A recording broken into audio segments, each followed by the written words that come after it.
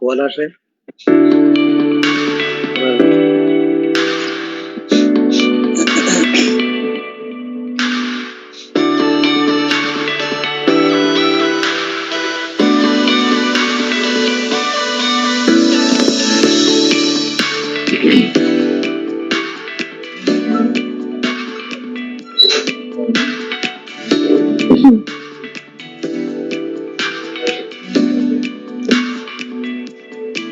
Delta Pharma limited presents সানটি, বাড়িয়ে তুলুন আপনার রোগ প্রতিরোধ ক্ষমতা, পাওয়ার্ড বাই সানটি।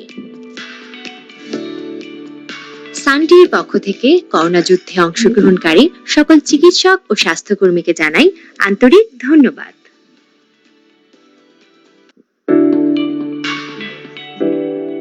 সুপ্রিয় দর্শক মন্ডলী, আসসালামু আলাইকুম, শুভ সন্ধ্যা।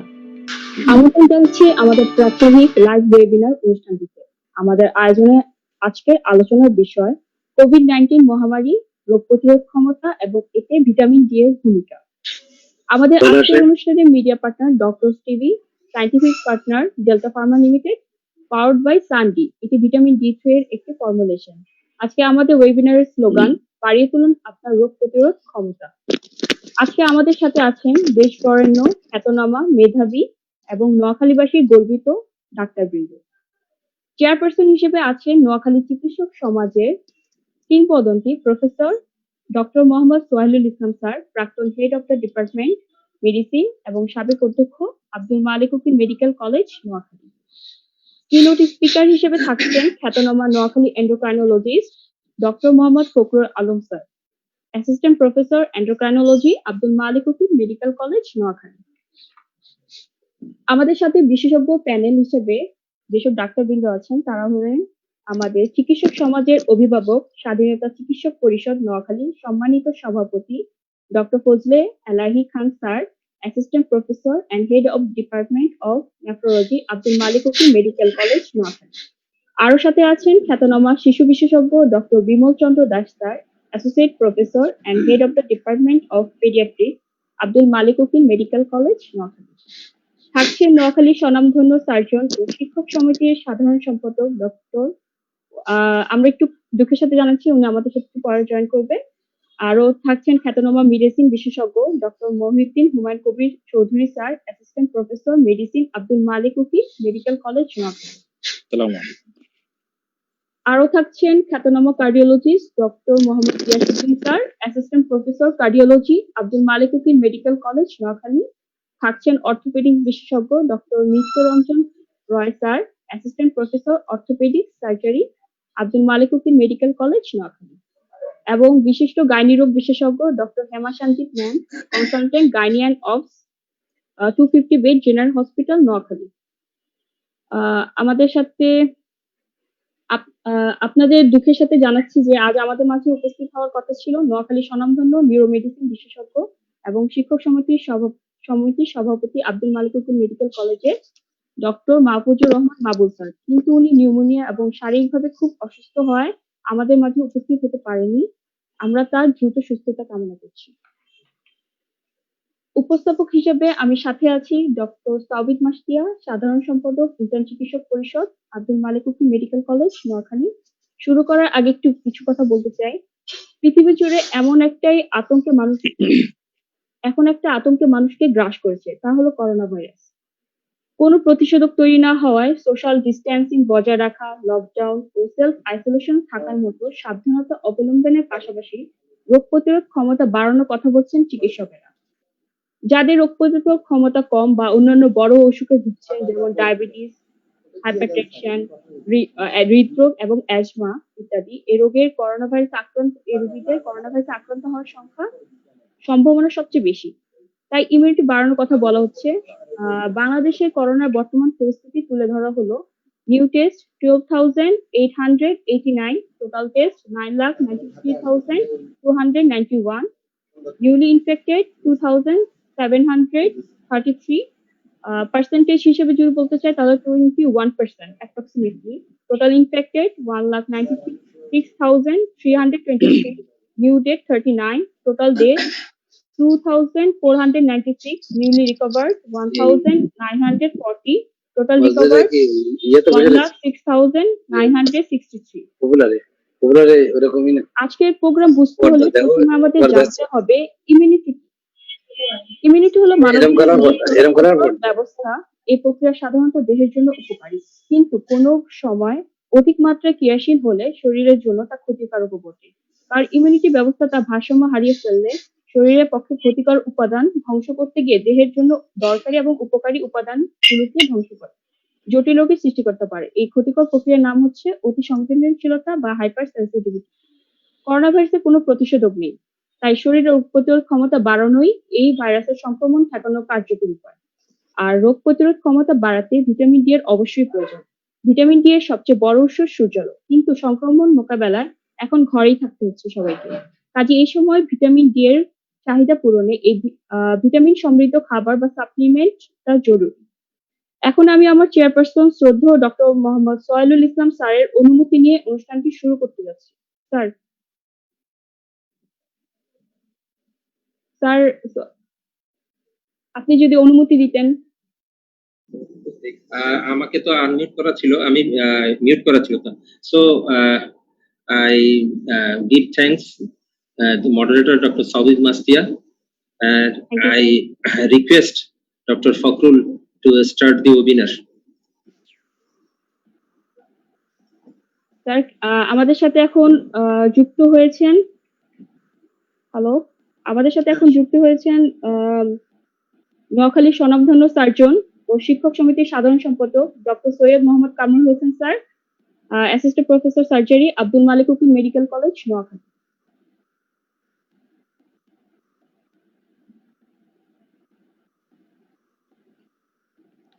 এখন আমি অনুরোধ করব ডক্টর মোহাম্মদ ফখরুল আলম স্যারকে তার মূল্যবান বক্তব্য রাখার জন্য। আর এই মোমেন্টে বলে নিই, দর্শক আপনাদের যদি কিছু জানার থাকে তাহলে কমেন্টের মাধ্যমে জানাতে পারেন, আমরা আমাদের অভিজ্ঞ ডাক্তারবৃন্দের মাধ্যমে সমাধান দেওয়ার চেষ্টা করব। তার যদি কাইন্ডলি ফখরুল স্যার যদি কাইন্ডলি প্রেজেন্টেশনটা শুরু করতেন। Thank you, Dr. Saubid Mastia.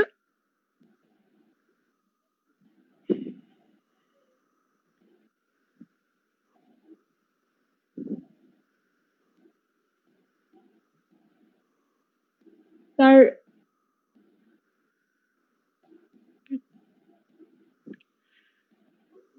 Honorable Chairperson, panel of expert and audience, Assalamu alaikum. I am Dr. Mohammad Fakhrul Alam, Assistant Professor Endocrinology, Abdul Malik Ukil Medical College, Noakhali. Welcoming you all in today's presentation. Today our topic is COVID-19 pandemic, immunity and role of vitamin D. We all know that the world is now experiencing the major epidemic of COVID-19, which began in Wuhan, China in late 2019, and it was renamed as COVID-19 by WHO on February 2020. In the pathogenesis of COVID-19 infection, derangement of immunity and inflammation play a major role, and it's mainly associated with increased production of pro-inflammatory cytokines, C-reactive protein, and there is increased chance of pneumonia, sepsis, ARDS, and heart failure. Certain comorbid conditions like cardiovascular diseases, chronic respiratory tract infection, diabetes, and hypertension increase the case fatality rate by 6 to 10% in COVID-19 infection. On the other hand, vitamin D, nowadays it is more regarded as a hormone than merely a nutrient because of its widespread skeletal and extraskeletal function. The main source is sunlight, though some fortified food materials also contain vitamin D, and we all know that vitamin D must undergo two steps of hydroxylation for its activation, first one in the liver, then the kidney. Why we are too much concerned about vitamin D deficiency? A low vitamin D status is a worldwide condition, and it's mainly found in the regions of northern latitude. It has been estimated that 20 to 100% of US and Canadian elderly citizens suffer from vitamin D deficiency. In Europe, vitamin D deficiency is widely prevalent in the winter months, and it mainly affects the elderly citizens. Like Germany, France, and Italy, those who are badly affected by COVID-19 pandemic, more than 25% population is affected by low vitamin D status. And in case of older people, it's around 90%. In a study, a calculated COVID-19 mortality rates from 12 European countries shows a significant inverse correlation with mean plasma vitamin D concentration.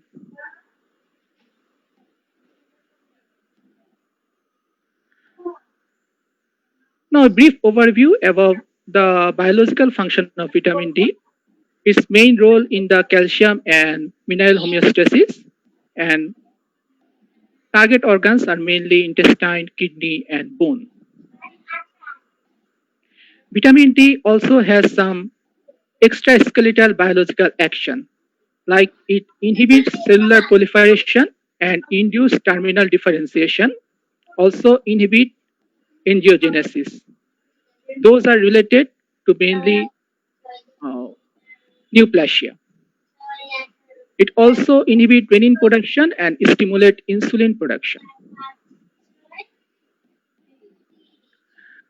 There are various recommended level of vitamin D, that is 25 hydroxyvitamin D in serum.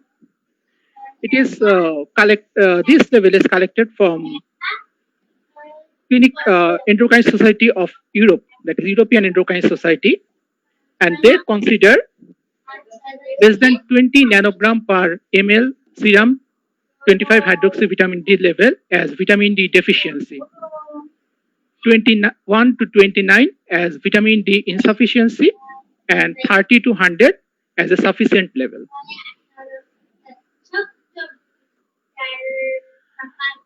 Now, what is the RD of vitamin D in a patient at risk of vitamin D deficiency? In case of adult person, it is around 600 international unit per day. For elderly population, around 800 international unit per day. But if we want to raise the blood level of vitamin D consistently above 30 nanogram per ml, it is about 1500 to 2000 international unit per day.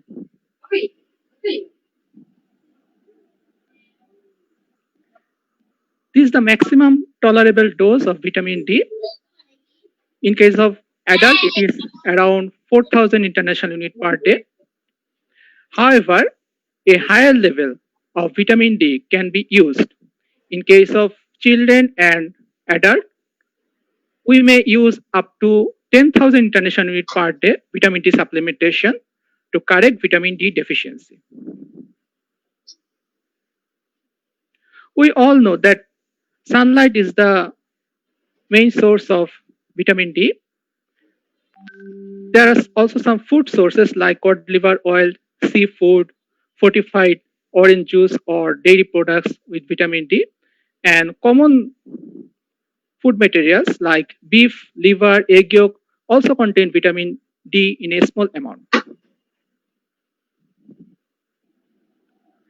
Certain groups of people are at risk of vitamin D deficiency, like breastfed infants, older adults, people with limited sun exposure and dark skin, those suffering from inflammatory bowel disease and nephrotic syndrome, or undergone gastric bypass surgery, or those taking drugs like anticonvulsant or antiretroviral therapy.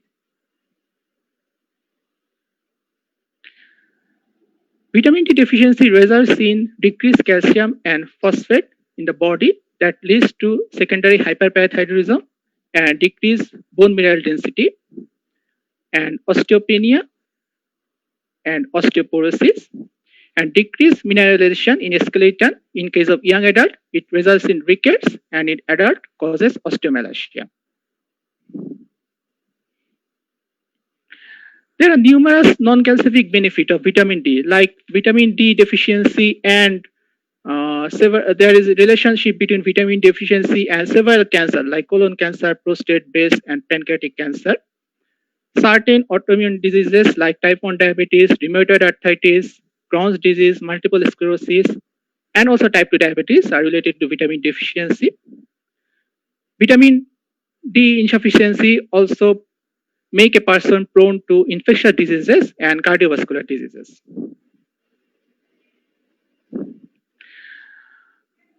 Regarding flu and common cold, both in children and adult group of people who suffer from vitamin D deficiency, they suffer more from respiratory tract infection, cough, and common cold. Now, regarding today's topic like COVID-19 infection and vitamin D deficiency, as vitamin D deficiency is related to increased risk of severe viral infection, it is postulated that COVID-19 pandemic, there is a raised concern of vitamin D deficiency, and it may be a risk factor for respiratory tract infection by COVID-19. There are several mechanisms by which vitamin D might work against COVID-19, and these mechanisms might be categorized in three categories, like physical barrier, adaptation of cellular, cellular innate immunity, and adaptive immunity. By maintaining tight junction, gap junction, and cellular adherence, vitamin D provides physical barrier against viral infection. It also enhances cellular innate immunity by increased production of antimicrobial peptides like cathelicidin and defensin. Vitamin D also reduces cytokine storm, a well-known term nowadays in case of COVID-19, that is cytokine storm leads to death in a COVID-19 patient.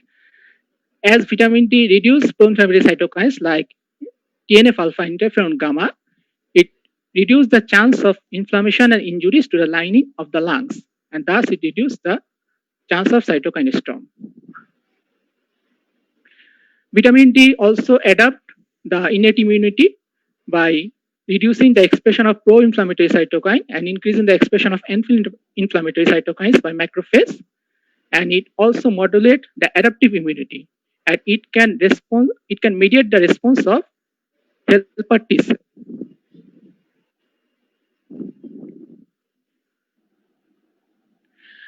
This picture showing that in the pathogenesis of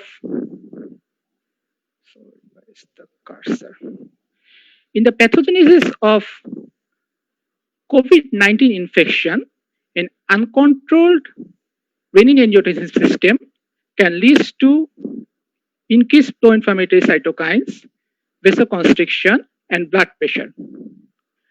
As COVID-19 infection causes downregulation of ACE2 gene, and it is also associated with increased chance of acute lung injury. Vitamin D, on the other hand, can reduce the expression of renin gene. Thus, it can decrease the synthesis of renin and oppose the total mechanism and exacerbated renin-angiotensin system in case of COVID-19 infection. There are several ongoing research regarding vitamin D and COVID-19. First of all, this paper, they try to see the possible role of vitamin D suppressing the cytokine storm and associated mortality in case of COVID-19 patient, and this found a positive correlation. This paper, they gave a recommendation about preventive dose of vitamin D, as they recommended that in case of COVID-19 prevention, a person should take 10,000 international units of vitamin D for a few weeks to rapidly raise the 25 hydroxy vitamin D concentration, followed by 5,000 international units per day. The goal of serum concentration of vitamin D, that is 25 hydroxy vitamin D, is 40 to 60 nanogram per ml. COVID-19 patients should take a higher dose of vitamin D. It was a review article, and they also found several correlation. In case of pathogenesis of COVID-19 infection, we already seen that there is role of pro-inflammatory cytokines, CRP, sepsis, ARDS, heart failure, diabetes mellitus, and this review article have shown several papers that found the inverse correlation of vitamin D concentration with these pro-inflammatory markers. There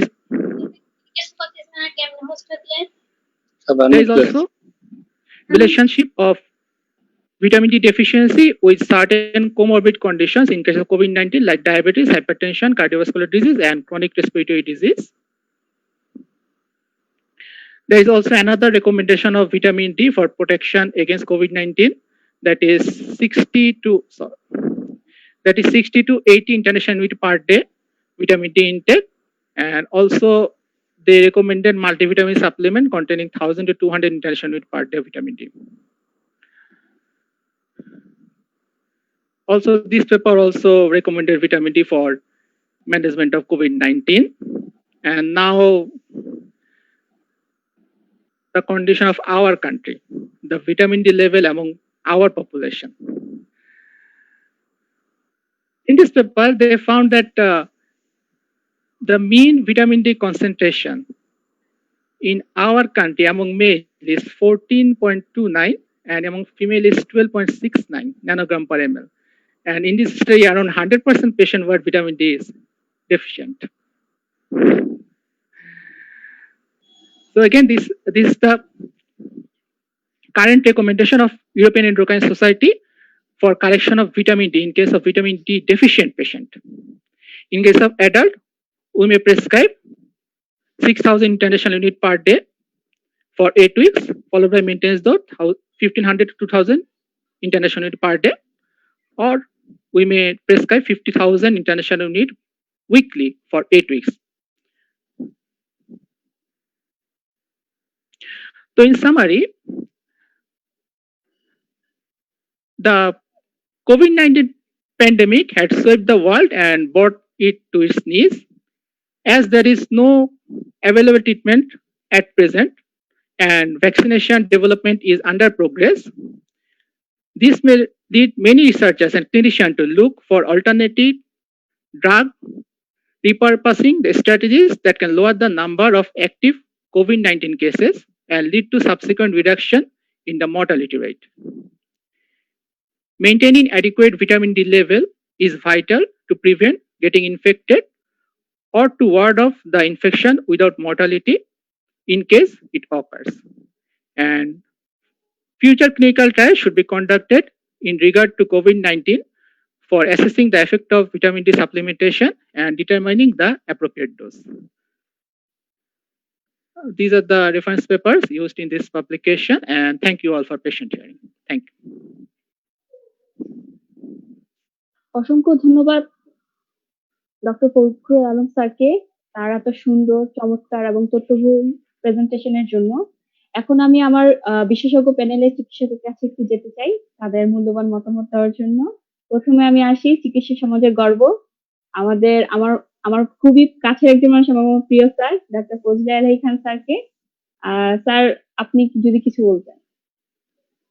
ধন্যবাদ সাবিদ, সাথে সাথে ধন্যবাদ জানাচ্ছি doctor Mohammad Fakhrul আলমকে তার অতি একটি সুন্দর প্রেজেন্টেশনের জন্য। এত তথ্যবহুল ভিটামিন ডি অনেকটাই আসলে আমাদের কাছে হয়তো অনেকের কাছে নেগলেক্টেড টপিক, কিন্তু এটাকে এত সুন্দর করে ফখরুল আলম যেভাবে প্রেজেন্ট করেছে এবং এটার যে কোভিড এর সাথে যে রিলেশন, যে ভিটামিন ডি কি রোল আমরা এই প্যান্ডেমিক সিচুয়েশনে আমরা কিভাবে এটাকে ইউজ করতে পারি, আর বিশেষ করে সে যেটা বলেছে যে আমেরিকা এবং ইউরোপে যে দেখা গিয়েছে যে ওদের এমনিই ন্যাচারালি ভিটামিন ডি কম থাকে এবং দেখা গেছে যাদের ভিটামিন ডি কম, ওদের ক্ষেত্রে মর্টালিটি রেট বেশি দেখা গিয়েছে। তো আমি এর পাশাপাশি আজকের যারা প্যানেল অফ এক্সপার্ট এবং আমাদের যে আজকের ওয়েবিনারের যে সম্মানিত চেয়ারপারসন প্রফেসর সোহেল ইসলাম স্যার, আমাদের প্রাক্তন অধ্যক্ষ এবং বিভাগীয় প্রধান মেডিসিন, পাশাপাশি আমাদের শিশু বিভাগের প্রধান ডক্টর বিমল দাস, তারপর doctor Mohiuddin Humayun Kabir, doctor Syed Kamrul Hossain, doctor Mohammad Giasuddin, doctor Nityaranjan Roy, doctor Kamrul এখনো মনে কানেক্টেড হতে তার মনে কানেকশনের সমস্যা হচ্ছে, একবার এসেছিল, ডক্টর হেমা সহ সবাইকে, এবং পাশাপাশি ডেল্টা ফার্মাকে আমি দিতে মানে অভিনন্দন মানে যে ওদেরকে থ্যাঙ্কস দিতে চাই যে ওরা এই ধরনের একটি উদ্যোগ নিয়েছে। যদি আজকে আমাদের প্রথম এই কারণে হয়তো কিছুটা টেকনিক্যাল সমস্যা হয়েছে, তো আমি আশা প্রকাশ করবো, আমি কামরুলকে বলেছি যেটা কোঅর্ডিনেট করে অথবা যে এক্সপার্ট কেউ যে এটাকে কোঅর্ডিনেট করে, যে ওনারা বলেছে যে প্রতি সপ্তাহে সপ্তাহে বিভিন্ন ডিপার্টমেন্ট ওয়াইজও এটা করা যায়। তো এই ক্ষেত্রে আমি আর আমার কথা বাড়াবো না, সবাইকে বলবো যার যার এটা কোনো কোশ্চেন বা আমরা সবাই একটু প্রাণবন্ত আলোচনা করবো এই বিষয়টা নিয়ে। ধন্যবাদ সবাইকে। ধন্যবাদ স্যারকে। এখন আমি ডাক্তার বিমল চন্দ্র দাস স্যারকে কিছু বলার জন্য অনুরোধ করছি। স্যার যদি কিছু বলতেন। মাইক আনমিউট করতে।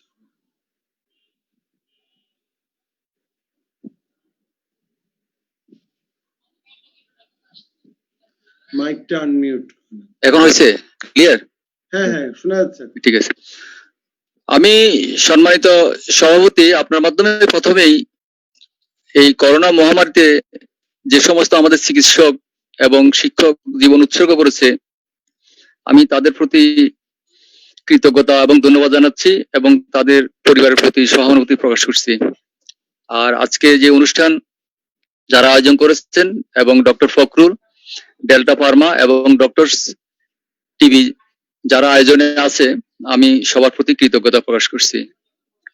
আসলে যেহেতু রোগটা নতুন, আজকে 3 মাস, আমরা 3 থেকে 4 মাস এই রোগ সম্বন্ধে ওয়েবিনারে নানা তথ্য আমরা আদান প্রদান করেছি, আমি সেদিকে যাব না। তো আজকের আমি মনে হয় আজকের বিষয়টা একটু, আমাদের আলোচনার বিষয়টা একটু ভিন্ন এবং অত্যন্ত প্রাসঙ্গিক, যেহেতু আমাদের এই রোগটার কোনো সরাসরি আসলে কোনো আজ পর্যন্ত কোনো ভ্যাকসিন আবিষ্কার হয়নি, তো কোনো চিকিৎসা আমরা সরাসরি আসলে কোনো পাইনি। তো যে জিনিসটা এখন বহুল আলোচিত সেটা হচ্ছে ভ্যাকসিন এন্ড ইমিউনিটি, এবং ইমিউনিটির সাথে রিলেটেড আজকে যে টপিকসটা, আমি মনে করি এটা একটা সময়োপযোগী আলোচনা। আমি এই জায়গায় শুধু বলতে চাই, আসলে ইমিউনিটির সাথে যে লিঙ্কটা আজকে আসছে, যে ভিটামিন ডি যে লিঙ্কটা, আমি কতগুলো তথ্য দিই। আসলে সরাসরি কোভিড এর সাথে ভিটামিন যে ডি এর অল্প সময় আসলে খুব যে রিসার্চ হয়েছে তা না, আসলে কিন্তু এর ভিতরে যে সমস্ত কান্ট্রিগুলো ডিভাস্টেটিং কন্ডিশন হয়েছে, ওরা অনেকগুলো অবজারভেশন দিয়েছে। সে অবজারভেশন গুলো এরকম ছিল, যারা দেখা যাচ্ছে ভেন্টিলেটেড পেশেন্ট ছিল, যারা খুব খারাপ রোগী ছিল, ওদের ভিটামিন ডি লেভেলটা অনেক কম ছিল। এটা একটা অবজারভেশন ছিল ওদের। সেই কারণে ভিটামিন ডিটা আজকে আলোচনার কেন্দ্রবিন্দুতে চলে আসছে। আসলে ভিটামিন ডিটার সাথে ইমিউনিটির ট্রেডিশনাল যে বিষয়টা, আমি দুই একটা উদাহরণ দিচ্ছি। ডেনিশ মেডিকেল রিসার্চ যে কাউন্সিল ছিল, ওদের একটা বড় ধরনের গবেষণা ছিল। জাপানিজ যে কাউন্সিল আছে মেডিকেল, ওদের একটা গবেষণা আছে। আর রিসেন্টলি একটা রিভিউ আছে, প্রায় ধরেন আপনার 1320 জন পেশেন্টের উপর 14টা কান্ট্রি থেকে লন্ডন স্কুল অফ মেডিসিনের একটা ওদের গবেষণা ছিল। সেই গবেষণাগুলো ছিল মূলত ছিল আসলে এআর এর সাথে। দেখা যাচ্ছে যে সমস্ত শিশু বা মানুষের ভিটামিন ডি লেভেল কম থাকে, তাদের ক্ষেত্রে এআরআই গুলা বেশি থাকে, অথবা যেখানে ভিটামিন ডি সাপ্লিমেন্টেশন দেওয়া হচ্ছে, দেখা যাচ্ছে ওদের 12 টু কোনো কোনো ক্ষেত্রে 12%, কোনো কোনো ক্ষেত্রে 42% পর্যন্ত দেখা যাচ্ছে যে ওয়ারের এআরআই ইনসিডেন্স গুলো কমে গেছে আসলে। কিন্তু আমাদের এখানে যে কোভিডের যে বিষয়টা ছিল, কোভিডের সাথে সরাসরি এরকম কোনো লিঙ্ক বা রিসার্চ নেই যে হ্যাঁ যাদের কম তারাই কোভিড হয়েছে, কিংবা কোভিডে ভিটামিন ডি লেভেলটা দিলে কমে গেছে। এবং সবচেয়ে ইন্টারেস্টিং ব্যাপার হচ্ছে, তো কোভিড এর সাথে যে বিষয়টা এখানে সম্পর্কিত আসছে, সেটা হচ্ছে আপনি ভিটামিন ডি লেভেলটা পাওয়া গেছে, কিন্তু কত লেভেল দিলে এটা রিজনেবল হবে, এটা নিয়ে আসলে বিভিন্ন ধরনের তথ্য ছিল। এক ধরনের ছিল যে হ্যাঁ bolus dose of vitamin D আমরা যদি সাপ্লিমেন্টেশন দিই, আর এটা হচ্ছে আপনার ডেইলি অথবা উইকলি বেসিসে দিই। তো বেশিরভাগ রিকমেন্ডেশন এভাবে করা হচ্ছে, আপনি যদি ডেইলি অথবা উইকলি দেন সেখানে নাকি আপনার অ্যাডভান্টেজটা বেশি। আর কোনো কোনো ক্ষেত্রে দেখা যাচ্ছে বোলাস ডোজ দিতে। এখন বোলাস ডোজের মাত্রাটা কি, এটা আসলে এক এক জায়গায় একরকম, কোনো কোনো জায়গা দিচ্ছে। আমি নিজের ব্যক্তিগত উদাহরণটা বলি, যখন কোভিড শুরু হয়, আমি আসলে ব্যক্তিগত আমার ভিটামিন ডি অনেক কম ছিল। তা আমরা মেডিসিনে আরো 2-1 জন আছে, আমরা মিলে আমি 6 লাখ ইন্টারন্যাশনাল ইউনিট দিয়ে দিচ্ছি আমরা কয়েকজনে। 6 লাখ। প্রথমে আমি ভয় পেয়ে গেছিলাম যে আসলে কি এটা কি খুব বেশি দিয়ে দিলাম কিনা। তারপর আমি এগুলো দেখতে দেখতে দেখলাম যে আসলে টক্সিক ডোজ ভিটামিন ডি হচ্ছে আপনার near about 20 lakh international unit. 20 lakh পর্যন্ত দিলে আপনার এটা টক্সিক ডোজ হয় আসলে। সেজন্য এখন কোভিড এর সাথে এই আরো রিসার্চ হবে, কিন্তু মোটামুটি যে রিসার্চ গুলো আসছে এরা এইভাবে দেখাচ্ছে যে ডেইলি আপনি যদি 10,000 ইন্টারন্যাশনাল ইউনিট দেন এবং যদি ভিটামিন ডি এর মাত্রাটা যদি 50 থেকে 60 মাইক্রোগ্রামের উপর রাখেন, মোটামুটি এটা একটা স্যাটিসফাইড লেভেল বলা যেতে পারে। আবারও বলছি আমি, আবার কেউ কেউ বলছে 6 লাখ, এমনও বলছে কেউ কেউ যে আপনি 6 লাখ সপ্তাহে 2 বার করে দিবেন, এরকম রিকমেন্ডেশন পর্যন্ত আছে কোভিড এর ক্ষেত্রে। তো যেহেতু এখনো জিনিসটা আবার নতুন, আমার মনে হয় এটা যেহেতু এখন স্পটলাইটে চলে আসছে, আমি আশা করব এটার উপর অনেক বেশি রিসার্চ হবে এবং এবং আরো বেশি বেশি যে এটার এক সুনির্দিষ্ট তথ্যগুলো আমরা পাবো। হ্যাঁ, কোভিড এর ক্ষেত্রে এতদূর দিলে আমাদের উপকার হবে, বা এটার মানে অ্যাকসেপ্টেবল রেঞ্জটা কত থাকতে হবে এবং কত ডোজে দিলে সে অ্যাকসেপ্টেবল রেঞ্জ হবে, এই জিনিসটা এখনো আসলে অমীমাংসিত রয়ে গেছে।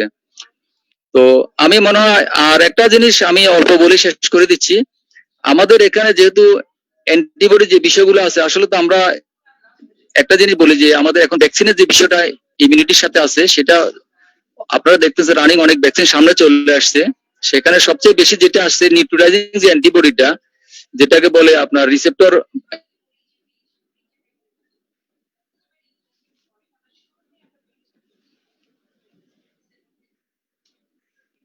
ইমিউনিটি।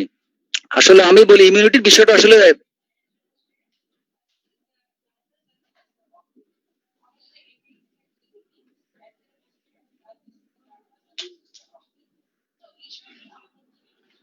আমাকে বলো তো ইয়াটা ল্যাপটপের চার্জ হচ্ছে না। হ্যাঁ ঠিক আছে, আসছে। তো আমি আমার ইন জেনারেলাইজড বলি, আসলে ইমিউনিটির সাথে প্রথম যে জিনিসটা সেটা হলো আপনার একটা খাওয়া দাওয়ার সম্পর্ক আছে, আপনার বিশ্রামের সম্পর্ক আছে, আর ব্যায়ামের সম্পর্ক আছে। এটা হলো প্রথম একটা বিষয়। আর দ্বিতীয় বিষয়টা হলো আমাদের ট্রেডিশনাল যে বিষয়গুলো, কতগুলো খাওয়া আপনারা জানেন, এগুলো ওয়াইড স্প্রে আছে। যদি আপনি মনে করেন আদা, লেবু, দারচিনি, লবঙ্গ, এগুলো অ্যান্টিঅক্সিডেন্ট এবং অ্যান্টি ইনফ্ল্যামেটরি। আর লাস্টে ইমিউনিটি বাড়ানোর জন্য যে বিষয়টা এখন আসছে আজকে কোভিড এর সাথে রিলেটেড, সেটা তো আমরা অলরেডি আলোচনা করেছি। তো আমার বিশ্বাস আজকে যে যে সুন্দর আলোচনা হচ্ছে, এর মাধ্যমে আমরা যারা চিকিৎসক আছি তারা উপকৃত হব। আমি ডক্টর ফখরুলকে ধন্যবাদ দিয়ে আমার সম্মানিত সভাপতিকে সালাম দিয়ে বিদায় নিচ্ছি। ধন্যবাদ স্যার। ধন্যবাদ ডক্টর বিমল চন্দ্র দাস স্যারকে। এখন কিছু বলার জন্য আমি অনুরোধ করব ডক্টর সায়েদ মোহাম্মদ কামরুল স্যারকে। স্যার কিছু বলবেন? স্যার জি। হ্যাঁ, আচ্ছা।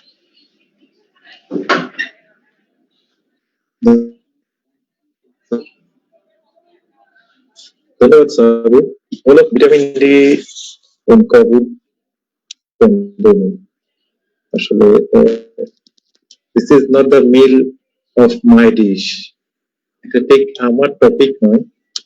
Being secretary of teachers association of Noakhali, আমার ডেফিনেটলি একটা কিছু বলার আছে। সেটা হচ্ছে প্রথমে আমি ধন্যবাদ জানাই এই টোটাল ওয়েবিনার অ্যারেঞ্জমেন্টের যে মাস্টার মাইন্ড এলআই ভাই, ফজলে এলআই ভাই, ওনাকে, এবং তার সাথে আজকে ডেল্টা ফার্মার মিস্টার মমিন যে সবকিছু কোঅর্ডিনেট করলো তাকে। এবং আমরা এতদিন আমরা দেখেছি অনুভব করছে বড় বড় আছে, বিভিন্ন society of surgeon, society of medicine, gynaecology society, respiratory medicine society. কিন্তু এই একটা থিঙ্কিং চেঞ্জ এবং একটা ফার্মাসিউটিক্যালস প্লাস একটা টিভি এগিয়ে আসলো অপরচুনিটি। এলাই ভাই আগেই বলেছিলেন যে আমার সাথে কথা হয়েছে, will try our level best to continue this sort of webinar, এবং আমাদের পরবর্তীতে চেষ্টা থাকবে এই ধরনের ওয়েবিনার যেন আমরা রেগুলার উইকলি করতে পারি। আমরা একটু দেখি ছোটখাটো একটা মিটিং করবো নিজেরা, করে হয়তো আমরা ডিপার্টমেন্ট ওয়াইজ আগাবো। আর আজকের রিগার্ডিং আজকের presentation was excellent one.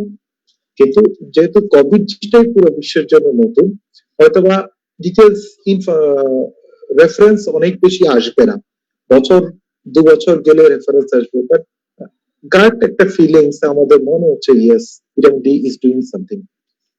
So with all this words, thank you everyone. ধন্যবাদ স্যারকে। এখন আমি কিছু বলার জন্য অনুরোধ করব ডক্টর মহিউদ্দিন হুমায়ুন কবির চৌধুরী স্যারকে। স্যার, আপনি কিছু বলবেন? আসসালামু আলাইকুম রহমতুল্লাহ। ওয়ালাইকুম আসলে আসসালাম। প্রথমে শ্রদ্ধেয় সভাপতি স্যারের অনুমতি নিয়ে স্যারকে অসংখ্য ধন্যবাদ। স্যার আমাদের সাথে আছেন ছায়া হিসেবে। আমি প্রথমে যেটা আমাদের কামরুল বলেছেন, আমিও আসলে এটা খুব জরুরি এই কথাটা বলা যে আমাদের অত্যন্ত ডাইনামিক সাচিপের সভাপতি, আমাদের কলিগ, অত্যন্ত সম্মানিত এবং স্নেহধন্য আমাদের ফজল ইলাহি, ওনার একক উদ্যোগে কিন্তু এটা একটা বড় অ্যাচিভমেন্ট এবং এটাকে অবশ্যই কংগ্রেচুলেট করা উচিত। আমরা প্রায় ৩-৪ মাস হয়ে গেল কোভিড সিচুয়েশন, এর মধ্যে আমাদের একাডেমিক অ্যাক্টিভিটিসও বন্ধ ছিল, কিন্তু নোয়াখালীতে এই আব্দুল মালিক মেডিকেল কলেজে এত মেধাবী শ্রদ্ধেয় শিক্ষক মন্ডলী আছেন, তাদের এই মেধা নিজেদেরকেও আমরা ডিসেমিনেট নিজেদের মধ্যে করা এবং এখান থেকে সারা দেশের মানুষ যেন উপকৃত হতে পারে, এটা একটা প্ল্যাটফর্ম তৈরি করা এবং এটাকে একটা সচল পর্যায়ে নিয়ে যাওয়া, এটা অবশ্যই অভিনন্দনযোগ্য এবং আমি আশা করি যে ইনশাল্লাহ এটা কন্টিনিউ হবে এবং আরো ফ্লারিশ করবে ইনশাল্লাহ। আর এই বিষয়ে এটার সাথে যারা সংযুক্ত আছেন সবাই, সাপোর্টিং টিম, ডেল্টা ফার্মা এবং অন্যান্য টিভি যারা আছেন তাদের সবাইকে অসংখ্য ধন্যবাদ এবং তারাও ইনশাআল্লাহ এটা কন্টিনিউ করবেন, এগিয়ে আসবেন যেন সবাই আমরা বেনিফিটেড হতে পারি, আমাদের দেশের সমস্ত মানুষ বেনিফিটেড হতে পারে। আচ্ছা, আর একাডেমিক বিষয় আসলে স্যাররা যারা আছেন প্যানেলিস্ট, তারা সবাই অত্যন্ত অনেক বেশি নলেজেবল। আর বাকি আমার তরফ থেকে কিছু শেয়ার করা যে ভিটামিন ডি ডেফিসিয়েন্সি এইটা মানে করোনার সাথে পার্সপেক্টিভটা নতুন, এটা মূলত অবজারভেশনাল, যে দেখা যাচ্ছে যেই সমস্ত পেশেন্ট, যেটা বিমলদা বলেছেন, আমাদের শ্রদ্ধ বিমলদা বলেছেন যে যেখানে করোনা রোগী কোভিড-19 এর পেশেন্ট সিভিয়ার কোভিড ইনফেকশনে আক্রান্ত হচ্ছেন, মর্টালিটি হচ্ছে, ওই সমস্ত জায়গায় দেখা যাচ্ছে তাদের ভিটামিন ডি ডেফিসিয়েন্সি লেভেল অনেক বেশি ছিল, অনেক কম ছিল ভিটামিন ডি। এইভাবে করে মিলাতে গিয়ে দেখা গেল যে ভিটামিন ডির যে অনেকগুলি পজিটিভ ইফেক্ট আছে, ইনক্রিজিং ইমিউনিটি, প্রোকোয়াগুলোপ্যাথি, যেগুলি কোভিড-19 এর বড় বড় যেটা প্যাথোজেনেসিস এখন পর্যন্ত জানা গেছে, প্রোকোয়াগুলোপ্যাথি, সাইটোকাইন রিলিজ স্টর্ম এবং তার সাথে ইনফেকশন দিয়ে এটা আরো অ্যাগ্রেভেট করে, এই সবগুলি ক্ষেত্রে ভিটামিন ডি খুব পজিটিভ রোল প্লে করতে পারে। এখন ইন্টারেস্টিংলি আমার কাছে যেটা মনে হয়েছে যে আমাদের দেশে কম বেশি সবাই আমরা, যেটা একটা স্টাডিতে দেখা গেল, আজকের প্রেজেন্টার অত্যন্ত সুন্দর প্রেজেন্ট করেছেন, ফখরুল ইসলাম উনিও দেখিয়েছেন যে এখানে একটা স্টাডিতে 100% পেশেন্ট আমাদের 12 to 14 ন্যানোগ্রাম পার এমএল, এই লেভেলটা, যেখানে 20 ন্যানোগ্রামের নিচেই হচ্ছে একেবারে ডেফিসিয়েন্ট, আর থাকা উচিত 30 to 50, পারলে 100 ন্যানোগ্রাম পর্যন্ত। তো এই জন্য আমরা ব্যক্তিগতভাবে আমার মনে হয় আমাদের শ্রদ্ধেয় স্যাররাও এটা প্র্যাকটিস করতেন, আমরাও করতাম আমাদের দৈনন্দিন চেম্বারে অথবা আমাদের প্র্যাকটিক্যাল লাইফে, হসপিটালে, যে ভিটামিন ডি সবার ডেফিসিয়েন্সি আছে, এই জন্য আমরা ব্লাইন্ডলি এটা দিতে পারতাম বেশিরভাগ ক্ষেত্রে, যে যখন প্রথমবার আমাদের কাছে আসতেন আমাদের দেশের মানুষ। তো এই জন্য আমার মনে হয় যে এটা একটা বড় সুযোগ এই কোভিড-19 এর এই ডিভাস্টেশনে ভিটামিন ডির এই চর্চাটাও কাজে লাগানো এবং ডেফিসিয়েন্সিটাকে কভার করা, যেটা বলা হচ্ছে 40 to 60 ন্যানোগ্রাম পার এমএল যদি থাকতে পারে, এটা টার্গেট, তাহলে কোভিড-19 ইনফেকশনের সিভিয়ারিটির প্রবাবিলিটি অনেক কমে যাবে। তো আমার মনে হয় যে এই সুযোগটা আমরা কাজে লাগাতে চাই, আমরা কাজে লাগাতে পারি এবং যারা রোগী আছেন ওনাদেরকেও আমরা এই ব্যাপারে সাহায্য করতে পারি। তো এতটুকুই, আরো অন্যান্য স্যাররা আছেন তাদের কাছ থেকে আমরা শুনবো। সবাইকে অসংখ্য ধন্যবাদ। আসসালামু আলাইকুম।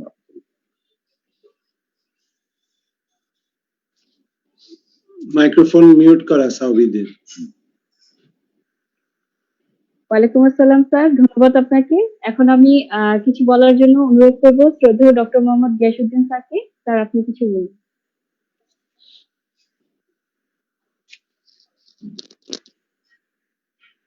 গিয়াসে মাইক আনমিউট করো। ধন্যবাদ আজকে এই প্রোগ্রামটা আয়োজনের জন্য আয়োজক ডেল্টা ফার্মা, এবং এই প্রোগ্রামটা মেইনলি আয়োজন আমাদের ফজলে রায় ভাই সবার নাম দিয়েছে, আজকে আমরা জানি না উনি এই প্রোগ্রামটা আয়োজন করছে, এবং আমরা আশা করবো উনি ভবিষ্যতে এরকম প্রোগ্রাম যাতে রেগুলার আয়োজন হয়, এতে আমাদের সবার মধ্যে ভিউ এক্সচেঞ্জ হবে এবং অনেক আমাদের বিশেষজ্ঞ নোয়াখালীতে আছে সবার মধ্যে পারস্পরিক এক্সচেঞ্জটা বেড়ে যাবে।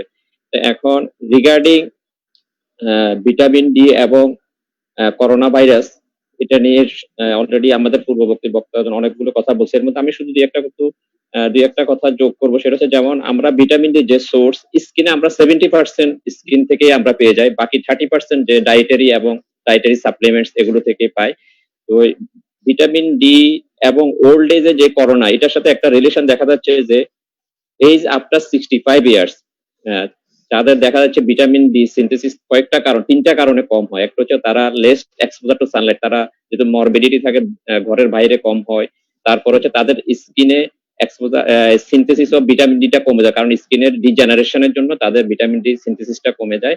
আরেকটা হচ্ছে ল্যাক অফ ডায়েটারি ইনটেক। এই তিনটা কারণে old age after 65 years vitamin ডিটা সবচেয়ে বেশি হয়। এবং আমরাও দেখতেছি যে করোনা রোগীগুলো মানে ওল্ড এজে সবচেয়ে বেশি এফেক্টেড হয়েছে। ইমিউনিটি এবং ভিটামিন ডি যে বিষয় না ভাইরাস এই বিষয়টা রিসেন্টলি, কিন্তু ইমিউনিটি নিয়ে বহুত স্টাডি আছে। সর্বশেষ ব্রিটিশ মেডিকেল জার্নাল 2017 সালে একটা স্টাডি প্রকাশ করছে, এখানে তারা 11,321 জন পেশেন্টের উপর স্টাডি করছে ইনফ্লুয়েঞ্জার জন্য। ওদের ওইখানে তারা 25 র্যান্ডমাইজ কন্ট্রোল ট্রায়াল আরসিটি করছে। ওখানে দেখছে যে যাদের মধ্যে ভিটামিন ডি লেভেলটা কম তাদের influenza like illness, respiratory tract infection, pneumonia এই ডিজিজ গুলো সবচেয়ে বেশি। এটা 2017 সালে British medical journal already publish করছে। এখন আমরা হয়তো এই বছর করোনা আসে, কিন্তু এটা আসলে ইনফ্লুয়েঞ্জার একটা ফর্ম থেকে আসে, সার্স করোনা ভাইরাস, ওটার একটা ভ্যারিয়েশন।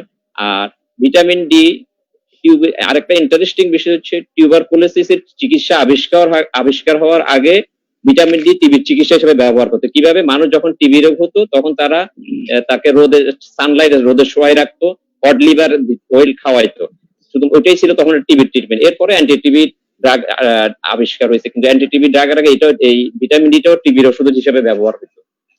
তারপর হচ্ছে আমি সর্বশেষ করোনা ভাইরাসের সাথে অলরেডি আমাদের প্রেজেন্টার অনেক কিছু বলছে, আমি শুধু ইসকেমিক হার্ট ডিজিজের সাথে ভিটামিন এর একটু কি রিলেশন একটু সামান্য একটু বলবো, যেহেতু আমি কার্ডিওলজিস্ট।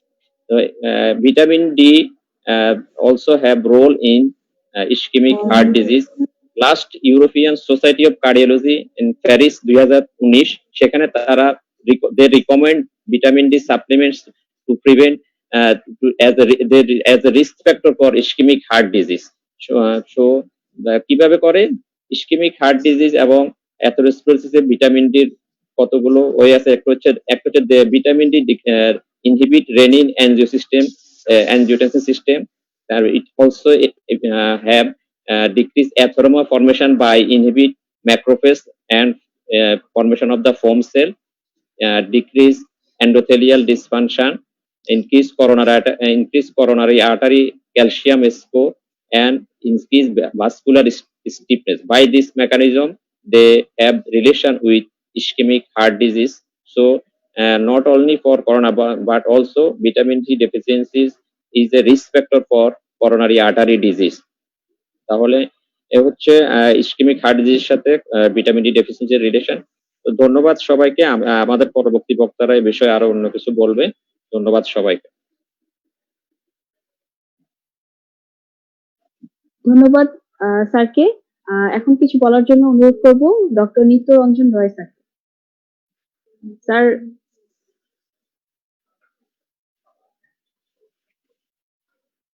আনমিউট করতে হবে মাইকটা।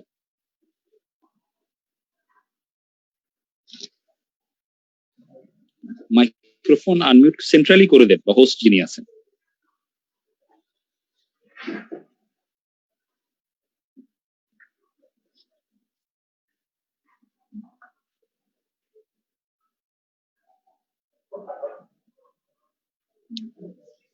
স্যার আনমিউট করতে হবে তো হয়ে গেছে, আনমিউট হয়ে গেছে। ধন্যবাদ। শুনতে পাচ্ছেন? ধন্যবাদ আজকের ওয়েবিনার এর সভাপতি, এবং স্পেশাল ধন্যবাদ জানাই ফজলাই ভাইকে যে এরকম একটা অনুষ্ঠান সঞ্চালন করার জন্য। আমি নিজেই জানতাম না যে আমাকে আমার নামটা দেওয়া হয়েছে। যেহেতু ভিটামিন ডি এবং কোভিড প্যান্ডেমিক সম্বন্ধে আমাদের অর্থোপেডিক সার্জারিতে প্রায় আমরা ভিটামিন ডি দেই কোনো কিছু সাধারণত মানে ফ্র্যাকচার অথবা ফ্র্যাকচার রিলেটেড এর জন্য। আমরা জানি যে ভিটামিন ডি এবং নর্মাল ক্যালসিয়াম লেভেলের ফাংশন দুই রকম। মেটাবলিক, যে আমরা যে ক্যালসিয়াম দেই, নর্মালি ক্যালসিয়ামটা সিস্টেমে কাজ করতে অনেক বেশি সময় নেয়, কিন্তু অ্যাক্টিভ ভিটামিন ফর্ম যেটা আমরা বলি ভিটামিন ডি, এটা আমাদের বোনসের রিপেয়ারে খুব হেল্প করে।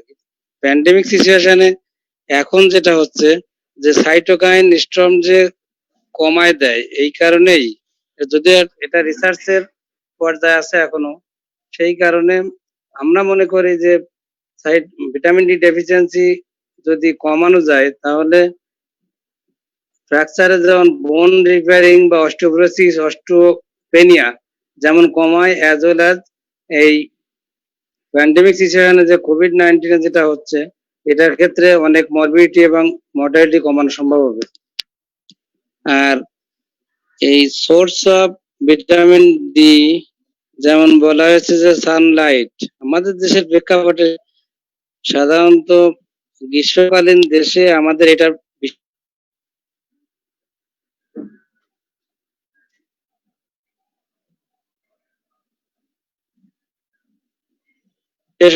ডেল্টা ফার্মা তাদের যে উদ্যোগ নিয়েছে ভিটামিন ডি এবং প্যান্ডেমিক কোভিড-19 এর ডিউরেশনের ক্ষেত্রে ভিটামিন ডি দেওয়া জরুরি। আমি আমার স্যারদের রিকোয়েস্ট করব এই ধরনের ওয়েবিনার সেমিনার আয়োজন করার জন্য। থ্যাংক ইউ সবাইকে, ধন্যবাদ। ধন্যবাদ স্যারকে। এখন আমার হাতে কিছু কোশ্চেন এসেছে।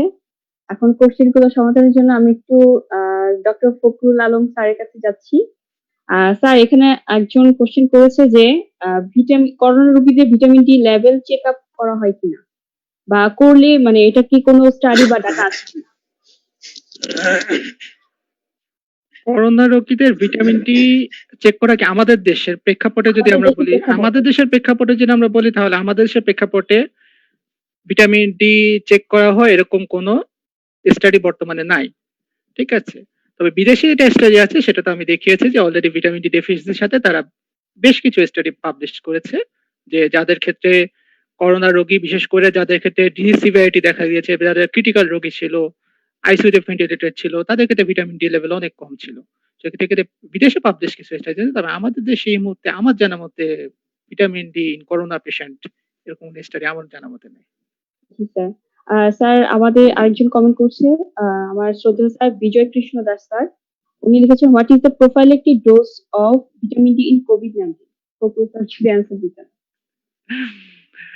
প্রোফাইলেক্টিক ডোজ, প্রথমে আসলে এখানে আমার অনেক সিনিয়র স্যাররাও আছেন যারা আসলে এক্ষেত্রে আমার থেকে আরো অনেক বেশি অভিজ্ঞ। আমাদের সোহেলুল ইসলাম স্যার আছেন, আমাদের শ্রদ্ধেয় ফজিলাই ভাই আছেন, আমাদের বিমল দাদা আছেন। ঠিক আছে, তারা এক্ষেত্রে আমার থেকে অনেক ভালো অভিজ্ঞ।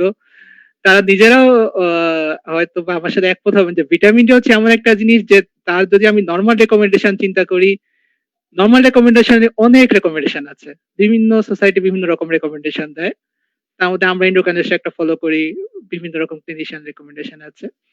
আর বর্তমানে যেটা হচ্ছে করোনা ভাইরাস রোগীর ক্ষেত্রে প্রোফাইলেক্টিক ডোজ ইউনিভার্সাল কোনো কনসেনসাস নাই, তবে আমি কিছু কিছু দেখিয়েছি। এক্ষেত্রে সদ্য ডক্টর বিমল দাদা বলেছেন যে কিছু কিছু প্রোফাইলেক্টিক রেকমেন্ডেশন আছে, যে কেউ বোলাস ডোজ দিতে বলে। আমি তো অলরেডি দেখিয়েছি এটা, কিছু বোলাস ডোজ দিতে বলে যে 10,000 ইন্টারন্যাশনাল ইউনিট পার ডে নিলাম কয়েক সপ্তাহ, ফলোড বাই 5,000 ইন্টারন্যাশনাল ইউনিট, আমার টার্গেট থাকবে 40 to 60 ন্যানোগ্রাম পার ml। অথবা আমি যদি daily 600 to 800 international unit per day নিই, সেক্ষেত্রে আমার সেটা ভিটামিন ডি প্রোফাইলেক্টিক ডোজ হিসেবে নিতে পারি। তবে যেটা ব্যাপার হচ্ছে এটা কোনো ইউনিভার্সাল রেকমেন্ডেশন নেই বর্তমান পর্যন্ত। তবে কোভিড আমরা 10,000 বলে আর কি, 10,000। জি, এটা আমি দেখিয়েছি 10,000 টা যেটা বলে। ধন্যবাদ স্যার। স্যার, আরেকটি কোশ্চেন হচ্ছে যে কোভিড এর যে বায়োকেমিক্যাল চেঞ্জ, মানে এটা একটা ওপেন কোশ্চেন, আমি সব নিজেকে মানে যে অ্যান্সার দিতে চাচ্ছেন, বায়োকেমিক্যাল যে কোভিড এর চেঞ্জ গুলো আসে সেগুলো কোন ধরনের পেশেন্টের মাঝে বেশি দেখা যায়? সেটা কি মানে জাস্ট লাইক ডায়াবেটিস বা হাইপারটেনশন বা মানে নিউরোলজিক্যাল প্রবলেম বা যে কোনো মানে অ্যাজমাটিক প্রবলেম, কোনটাতে বেশি দেখা যাচ্ছে? মানে কোভিডে আমরা যে ইনফ্লামেটরি মার্কার দেখি, সেটা হলে আমরা কোন রোগীর ক্ষেত্রে বেশি পাচ্ছি, কোন রোগীর ক্ষেত্রে কম পাচ্ছি, এর মধ্যে বিমলদা ভালো। এটা আমি আনসার দিচ্ছি। জি স্যার। আমার মনে হয় সাবিত মাস্তিয়ার প্রশ্নটা যদি আমি বুঝে থাকি, সে বলতেছে যে কোভিড এর সাথে রিলেটেড যে কোমরবিড ডিজিজ গুলি আছে, যে কোভিড-19 এ যে কমপ্লিকেশন হয়, সেই কমপ্লিকেশন গুলি সাধারণত যাদের কোমরবিড ইলনেস আছে তাদের বেশি হয়। তার মধ্যে আমরা তো জানি risk factors which are responsible for the serious complications of COVID-19, সেখানে যে স্টাডি গুলি হয়েছে, নিউ ইয়র্কের একটা স্টাডি হয়েছে, প্রায় 5072 জন মনে হয় পেশেন্টের উপরে স্টাডি হয়েছে, প্রায় 100টা হাসপাতালের কে নিয়ে। ওদেরকে ফার্স্ট স্টাডিটা অবশ্য 2 মাস আগের। ওই স্টাডিতে ওরা দেখাইছে মোস্ট ইম্পর্টেন্ট রিস্ক ফ্যাক্টর হচ্ছে হাইপারটেনশন কে দেখাইছে তারা। সেকেন্ড দেখাইছে ওবেসিটি। হাইপারটেনশন কে দেখাইছে আমার যতদূর মনে করে 56%, ওবেসিটি 41%, ডায়াবেটিস 31%।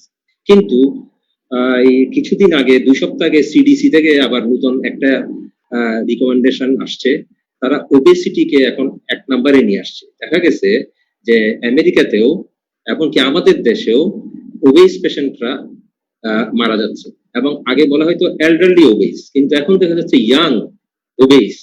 আমাদের চোখের সামনেই দেখতেছি, যদি আমি এটা অবশ্য সরাসরি বলা উচিত না, যেমন আমাদের যে ডক্টর যে হলো সার্জারির, he was obese and diabetic, assistant professor, সে রিকভার করছে, এই যে ইকবাল।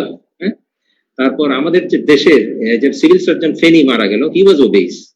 দেন most of the patients in our country, দেখা গেছে আপনারা দেখবেন যারা মারা যাচ্ছে আমাদের ডাক্তারদের মধ্যে, আপনারা প্লিজ কাইন্ডলি তাদের ইয়েটা দেখেন, they were hypertensive and obeys.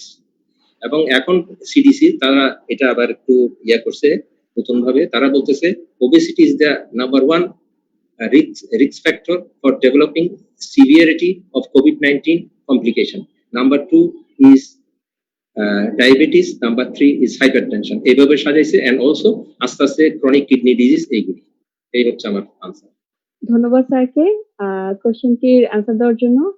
আমি একটু আমার শ্রদ্ধেয় স্যার ডক্টর ফজলে আলী স্যারের কাছে জানতে চাচ্ছি যে স্যার, বলা হচ্ছে যে ভিটামিন ডি কে আমরা সিকিডি পেশেন্টকে মানে কতটুকু ডোজে দিব বা মানে কিভাবে দিব, জিনিসটা কি দেওয়া যাবেও কিনা, সেটা আমি জানতে চাচ্ছি আমার শ্রদ্ধেয় ডক্টর ফজলে আলী স্যার। আচ্ছা স্যার, আনমিউট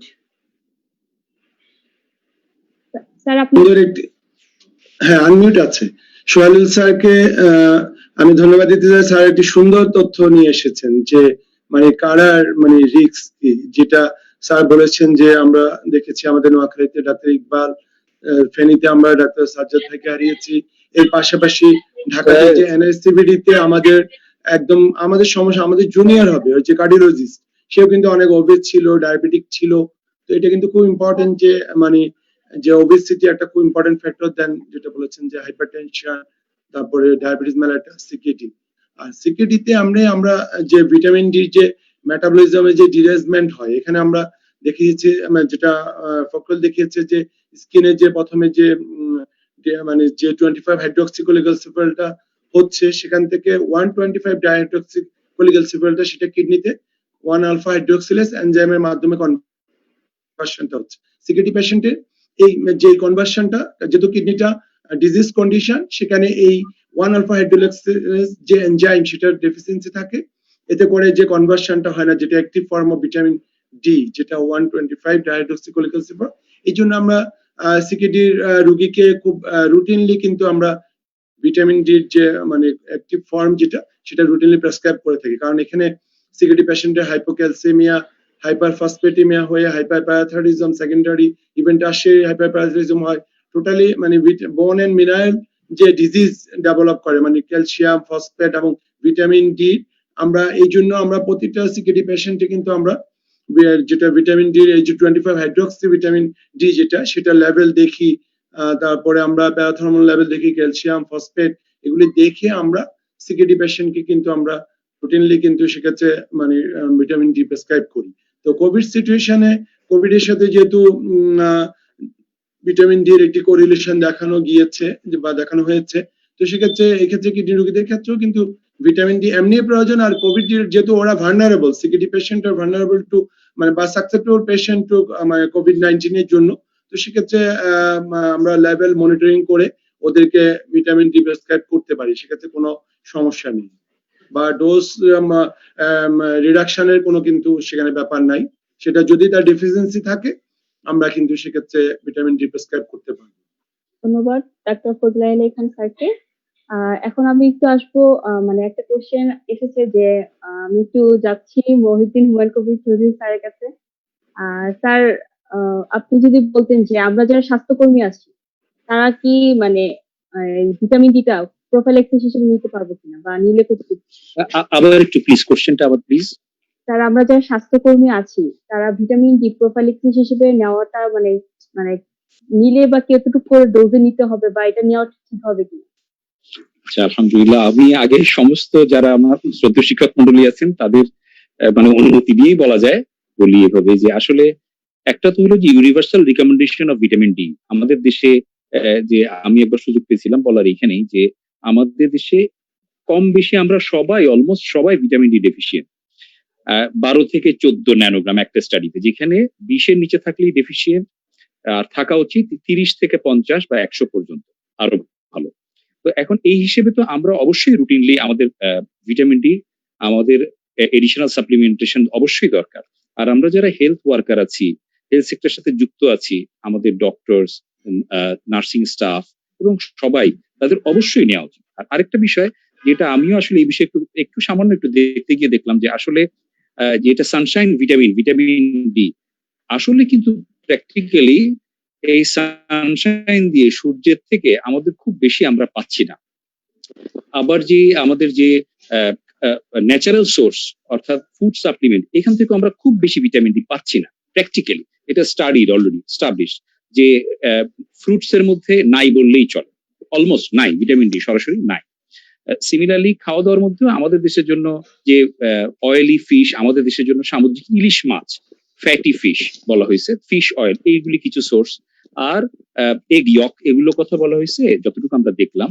আর বাকি হলো ফর্টিফাইড ফুড, মানে ট্যাং এর ভিতরে দিয়ে দিল ভিটামিন ডি, অথবা সিরিয়ালের মধ্যে দিয়ে দিল, একটা মিল্কের মধ্যে দিয়ে দিল, পাউডার মিল্ক, এইরকম। তো এই জন্য আমাদের দেশে এমনিতেই ডেফিসিয়েন্ট।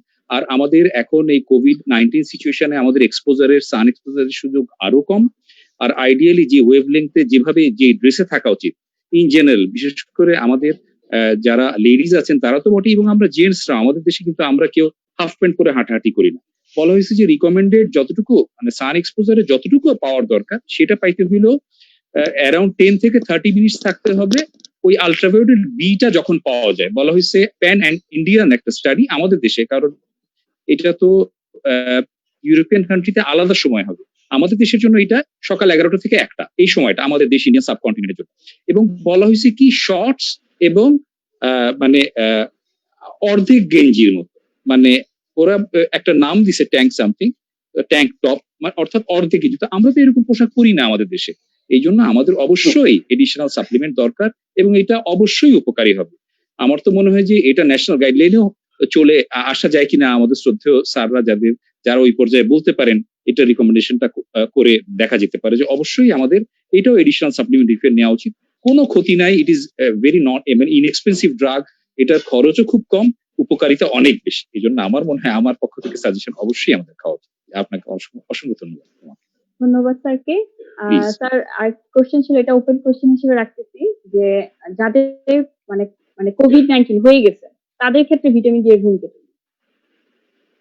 স্যার বড় স্যার আছেন, আমাদের আছেন, না এটা সোহেল স্যার বলো। সোহেল স্যার, আমরা সবাই আশ্বস্ত হয়ে যাবো, আর বড় লাগবে না ইনশাআল্লাহ। আমি কি বলবো যে ডক্টর ফখরুল তো কয়েকটা স্টাডির কথা বলছে। হ্যাঁ, তো এখন যাদের অলরেডি কোভিড-19 হয়ে গেছে, তো এখানে তো কোভিড-19 আমরা জানি যে দুইটা ফেজ, ফার্স্ট ফেজটা ভাইরাল ফেজ, সেকেন্ড ফেজটা অ্যাকচুয়ালি সাইটোকাইন রিলিজ সিনড্রোম। তো ভিটামিন ডি তো ওই ডক্টর গিয়াস বলল ভিটামিন ডি এর একটা রোল আছে, যে ওই যে এন্ডোথেলিয়াল যে হয় ইন্টিগ্রিটি মেইনটেইন করার ব্যাপারে, এন্ডোথেলিয়ালাইটিস যেটা হচ্ছে ইয়াতে কোভিড-19 এর সাইটোকাইন রিলিজ সিনড্রোমে, ওটাকে ইনহিবিট করে বাই গ্যাপ জাংশনকে টাইট করার জন্য। কারণ ভিটামিন ডি গ্যাপ জাংশনকে টাইট করার একটা রোল আছে, একটু আগে ডক্টর ফখরুলের কাছে আমরা জানতে পারলাম। কোভিড-19 হয়ে গেছে, আমার মনে হয় সাইটোকাইন রিলিজ সিনড্রোম যাদের হয়ে যাচ্ছে তাদেরকে ভিটামিন ডি কয়েকটা স্টাডিতে তো দেখানো হয়েছে দেওয়ার জন্য। অবশ্যই দিলে ক্ষতি কি? কিছু একটা তো দিতে হবে, খড়কুটা যে কোনো একটা ধরে তো টান মারতে হবে। ধন্যবাদ। তার যদি অনুমতি দেন স্যার, কি দুই একটা কথা বলতে পারি স্যার? বলো বলো বলো। আচ্ছা স্যার, এটা ওই স্যার আমি আরেকটা জিনিস দেখতে হলো কোভিড যখন চলমান থাকে, কোভিড ইনফেকশন অনগোয়িং একজন পেশেন্টে, আরেকজন রিকভার করে ফেলছে পোস্ট কোভিড সিচুয়েশন, যে সিমটম গুলি থাকে ইনক্লুডিং ইনফেকশন অল আদার্স সবকিছু, সাইটোকাইন স্টর্ম সবকিছু, প্রোকোয়াগুলোপ্যাথি, এগুলি একটু পরিমাণে কমে আসে। অর্থাৎ এই চান্সটা এবং এই রেটটা যদি এখানে থাকে 50%, এখানে হয়ে যায় 30% পোস্ট কোভিড সিচুয়েশনে। এই জন্যই স্যার দেখা গেছে যে যেরকম চিটগাং এ আমাদের সমীর ইসলাম ভাই অর্থোপেডিক সার্জন, খুব মানে অত্যন্ত জনপ্রিয় মানুষ ছিলেন, উনি রিকভার করার পরে আবার রেসিডুয়াল ড্যামেজের জন্য বাসায় গিয়ে তারপরে আবার উনি খারাপ হয়ে গেলেন, আলটিমেটলি এক্সপায়ার করে গেলেন। এবং এই জিনিসটা স্যার প্রচুর হচ্ছে আমাদের পরিচিতদের মধ্যে, আমরা বেশ কিছু শুনতেছি, প্রায় শুনতেছি এরকম, রিকভার করে গেছেন তারপরে খারাপ হয়ে গেছেন, অনেক ক্ষেত্রে এক্সপায়ার করে গেছেন আর বাইরে হচ্ছে। এই জন্য স্যার আমার কাছে মনে হয় যে যেহেতু স্টাডিতেও এটা আছে, আর কোভিড কখন শেষ হয়ে যাচ্ছে, রিস্ক কখন শেষ হয়ে যাচ্ছে এবং রিইনফেকশনের পসিবিলিটি একেবারে নাইও, এটাও বলা যাচ্ছে না। এই জন্য স্যার মনে হয় এটা খাইলে, আপনি যেটা বলেছেন স্যার, এটা সর্বতভাবে সঠিক বলে মনে হয়। না, সমীরুল ইসলামের মতো আরো অনেকগুলি কেস, লুসিড ইন্টারভেল কিছুদিন ভালো, তারপর আবার সিভিয়ার হাইপোক্সিমিয়া, এটি Yes, sir. Actually attributed to in 100% by coagulopathy. তাদের এই রিকারেন্স, এই যে কোয়াগুলোপ্যাথি হচ্ছে, তারা যে 1 milligram per KG body weight যেটা অ্যান্টিকোয়াগুলেন্ট লো মলিকুলার হেপারিন নেওয়ার কথা ছিল, তারা আর্লি হয়তো বন্ধ করে দিচ্ছে, 10 দিন নিয়ে রিভারক্সাবেনে চলে যাচ্ছে, অথবা ওইটাতেও কোনো কিছু হচ্ছে না, তাদের এই কোয়াগুলোপ্যাথি ইনক্রিজ করে তাদের একিউট পালমোনারি এম্বোলিজম হচ্ছে, ARDS ইনক্রিজ করতেছে, এবং আলটিমেটলি হয়তোবা ডিএসি হয়ে কিডনিতে প্রবলেম হচ্ছে এবং হার্টেও প্রবলেম হচ্ছে। তো এখানে কোভিড-19 এর যে এই রিকারেন্ট যেটা লুসিড ইন্টারভেলের পর আবার সিরিয়াস অ্যাটাক হচ্ছে, এখানে অবশ্য আমি জানি না এই ভিটামিন ডি এর শুধু, তবে এখানে সবচেয়ে বেশি ইম্পর্টেন্ট হচ্ছে অ্যান্টিকোয়াগুলেন্ট, ভেরি মাচ ইম্পর্টেন্ট। আর ওই রিইনফেকশনের ব্যাপারটা আমি পরে বলবো। ওকে, ধন্যবাদ স্যারকে। এখন একটু যেতে চাই ডক্টর ফজলে আলী খান স্যারের কাছে। স্যারের একটা কোশ্চেন করেছে মোহাম্মদ সোহেল। তার কোশ্চেনটা হচ্ছে যে যার মানে যেসব মানে উপসর্গ দেখা যায় না সেসব মানে পেশেন্টের ক্ষেত্রে, তারা কি কোভিড-19, যেমন আমারও ছিল উপসর্গ হয়েছিলাম, সেসব পেশেন্টের ক্ষেত্রে আমরা কি করব, যে তাদের ক্ষেত্রে মানে কি ট্রিটমেন্ট বা কি করব, মানে তারা তো জানছে, মানে অনেকেই পরীক্ষা করে না, তো তাদের ক্ষেত্রে কি করা যায়, করণীয় কি? যে দেখা যায় সামান্য উপসর্গ, মাথা ব্যথা আছে, তো তাদের ক্ষেত্রে কি করা যায়? ধন্যবাদ দর্শক এই প্রশ্নের জন্য। যে আসলে কোভিড এর ক্ষেত্রে আমরা জানি যে 80 to 85% কেসই কিন্তু খুবই মাইল্ড সিমটম নিয়ে প্রেজেন্ট করে, ইভেন অ্যাসিম্পটোমেটিকও থাকতে পারে, যেটা আমরা জাস্ট হয়তো non specific symptom, headache, body এক, অথবা জ্বর অনেকে থাকে আবার থাকে না, মাইলজিয়া, লেগ ক্রাম্প, তারপরে নোজিয়া, ভমিটিং অনেক হতে পারে, ডায়রিয়া, বিভিন্ন নতুন নতুন প্রতিনিয়ত কিন্তু নতুন নতুন সিমটম কিন্তু যোগ হচ্ছে। কারণ যেহেতু একেবারে নতুন ডিজিজ সব, কারণ আমরা একটা ডিজিজের যে সাইন সিমটম গুলি অনেক এক্সপিরিয়েন্সের পরবর্তীতে আমরা সেগুলি কনসলিডেট করি। তো সেক্ষেত্রে এই ধরনের মাইল্ড সিমটমের ক্ষেত্রে তো আসলে আমরা যেটা বলি যে ওই যে আগের কথাগুলি আসবে, যে ইমিউনিটি যে বুস্ট আপ করা, আমরা ভিটামিন রিচ খাওয়া, প্রোটিন রিচ ডায়েট, তারপরে যেটা ভিটামিন ডি কথা বলা হলো, তো সেরকম ভিটামিন সি, তারপরে জিঙ্ক, বি কমপ্লেক্স, এগুলি কথা আমরা বলছি যে এই ধরনের মানে জাস্ট খাওয়া দাওয়ার মাধ্যমে আমাদের ইমিউনিটিকে বুস্ট আপ করা।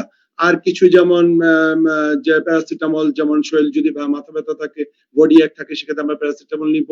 তারপরে সর্দি থাকলে বা কাশি থাকলে, ড্রাই কফ থাকে, অ্যান্টিহিস্টামিন, বা অনেকে যদি কিছুটা মানে অ্যাজমার মতো প্রবলেম থাকে সেক্ষেত্রে ব্রঙ্কোডাইলেটর নেওয়া যেতে পারে।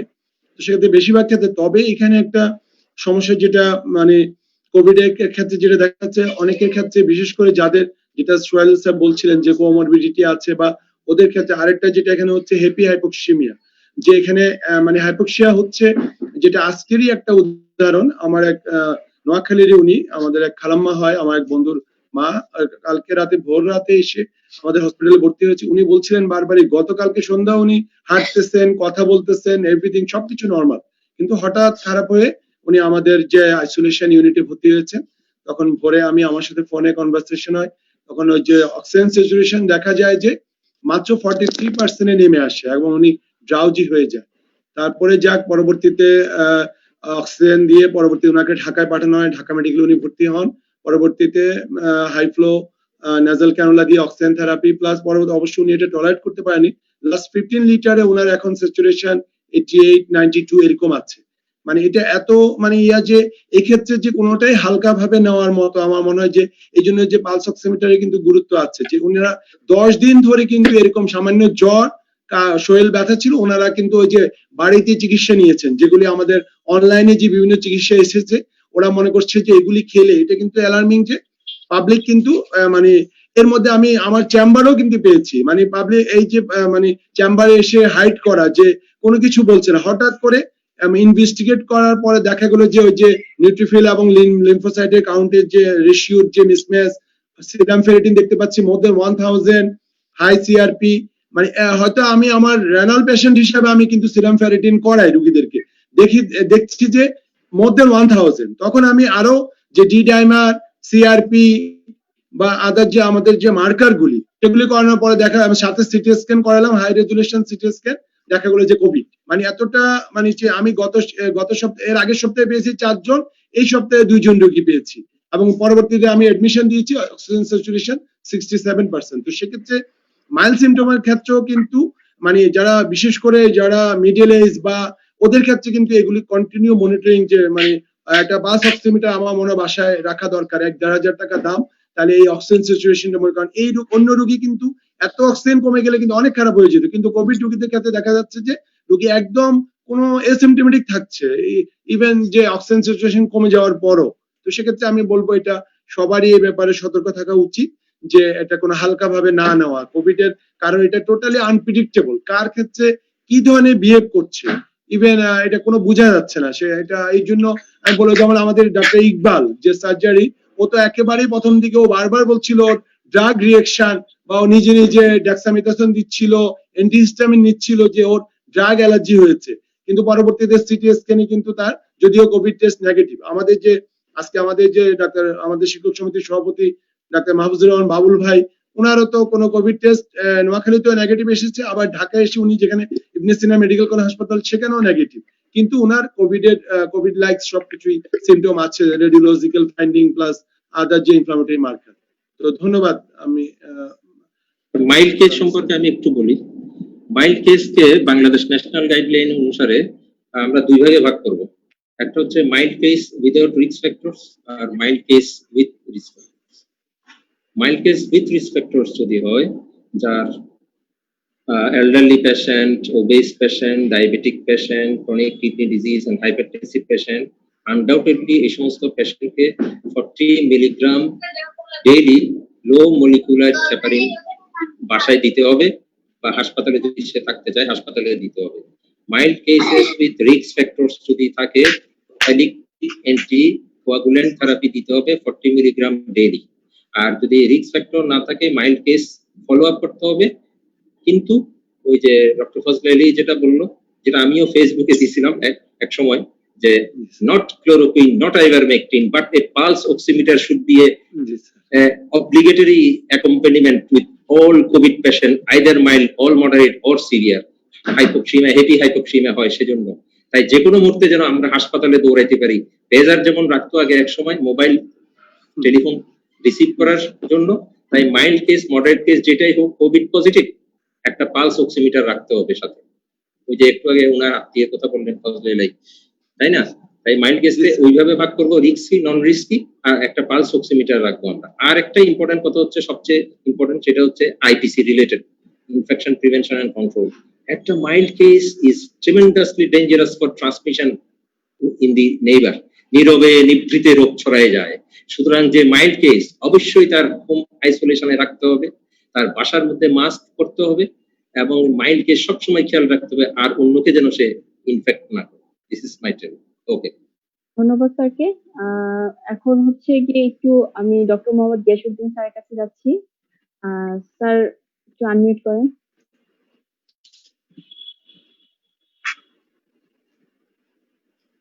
স্যার আমার কোশ্চেনটি হচ্ছে গিয়ে ভিটামিন ডি হার্ট ডিজিজের পেশেন্টের ক্ষেত্রে কতটুকু কার্যকরী মানে বা কতটুকু উপকার করতে পারবে?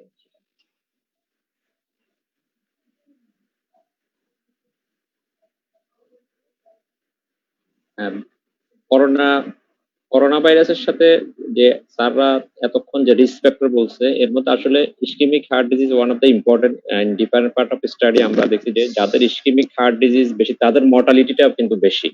কারণ হচ্ছে আমরা জানি অবশ্যই, এই করোনা অবশ্যই। ভাইরাসের মোড অফ ডেথ, আমরা যাদের ডি ডাইমার বেশি, থ্রম্বো এম্বোলিজম হচ্ছে বেশি, থ্রম্বাস হচ্ছে, এম্বোলিজম হচ্ছে। আর যাদের ইসকেমিক হার্ট ডিজিজ তাদের এই রিস্কটা আরো বেশি এবং মর্টালিটি রেটটা মোর দেন in among the comorbid disease মধ্যে one of the more important cause is ischemic heart disease. তো ভিটামিন ডি এটা শুধু এবার করোনা ভাইরাস না, এর আগে থেকেই আমি অলরেডি বলছি গতবার last European society of cardiology in which held in August Paris 2019, সেখানে they recommend vitamin D as a vitamin D deficiency is a risk factor for ischemic heart disease. I have already mentioned that the vitamin D inhibit renin-angiotensin system, increase vascular endothelial decrease vascular endothelial dysfunction, increase vascular stiffness, increase atheroma formation, because we know that atheroma তৈরি হচ্ছে macrophage যখন fat সেলকে এনগাল্ফ করে প্রথমে foam sell হয়, তারপর আস্তে আস্তে lipid ডিপোজিটে অ্যাথেরোমা ফর্মেশন প্রগ্রেস হয়, এবং also there is inflammation. Vitamin D এই অ্যাথেরোমা ফর্মেশনে কাজ করে দুইভাবে, একটা হচ্ছে অ্যান্টি ইনফ্লামেটরি ইফেক্ট এবং inhibit atheroma formation, and also increase coronary artery calcium score. By these are the several mechanisms how vitamin D deficiency is a risk factor for atheroma formation and is a risk factor for cardiovascular disease. Thank you. ধন্যবাদ স্যারকে। আজকের মতো ধন্যবাদ প্রশ্নগুলো সুন্দর সমাধান দেওয়ার জন্য। এবং এখন আমি অনুরোধ করব জিয়াউর রহমান ভাইকে, honourable head of marketing delta Pharma limited, কিছু বলার জন্য।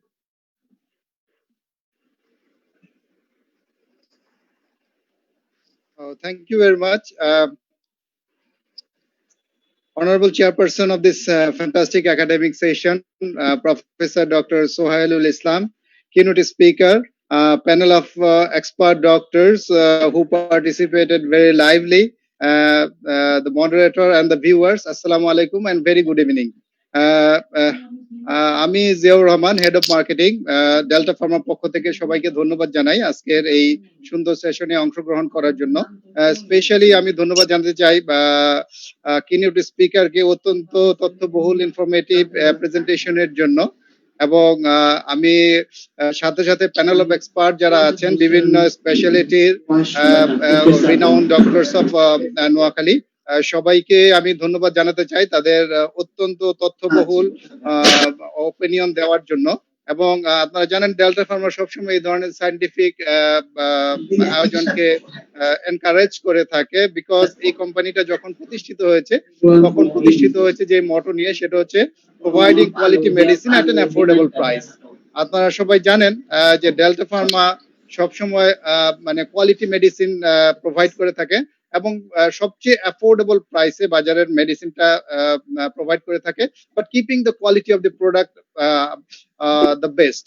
এবং আমরা কোয়ালিটির সাথে কম্প্রোমাইজ না করে আমরা কিন্তু সবগুলো প্রোডাক্টই আমরা এট অ্যান অ্যাফোর্ডেবল প্রাইসে করে থাকি, মানে প্রোভাইড করে থাকি, যার ফলশ্রুতিতে আপনারা দেখতে পাবেন ডেল্টা ফার্মা এই করোনা প্যান্ডেমিক সিচুয়েশনে যেখানে সমস্ত জিনিসপত্রের দামই বেড়েছে, ডেল্টা ফার্মা তার একটি প্রোডাক্টের দামও বাড়ায়নি, যদিও অনেক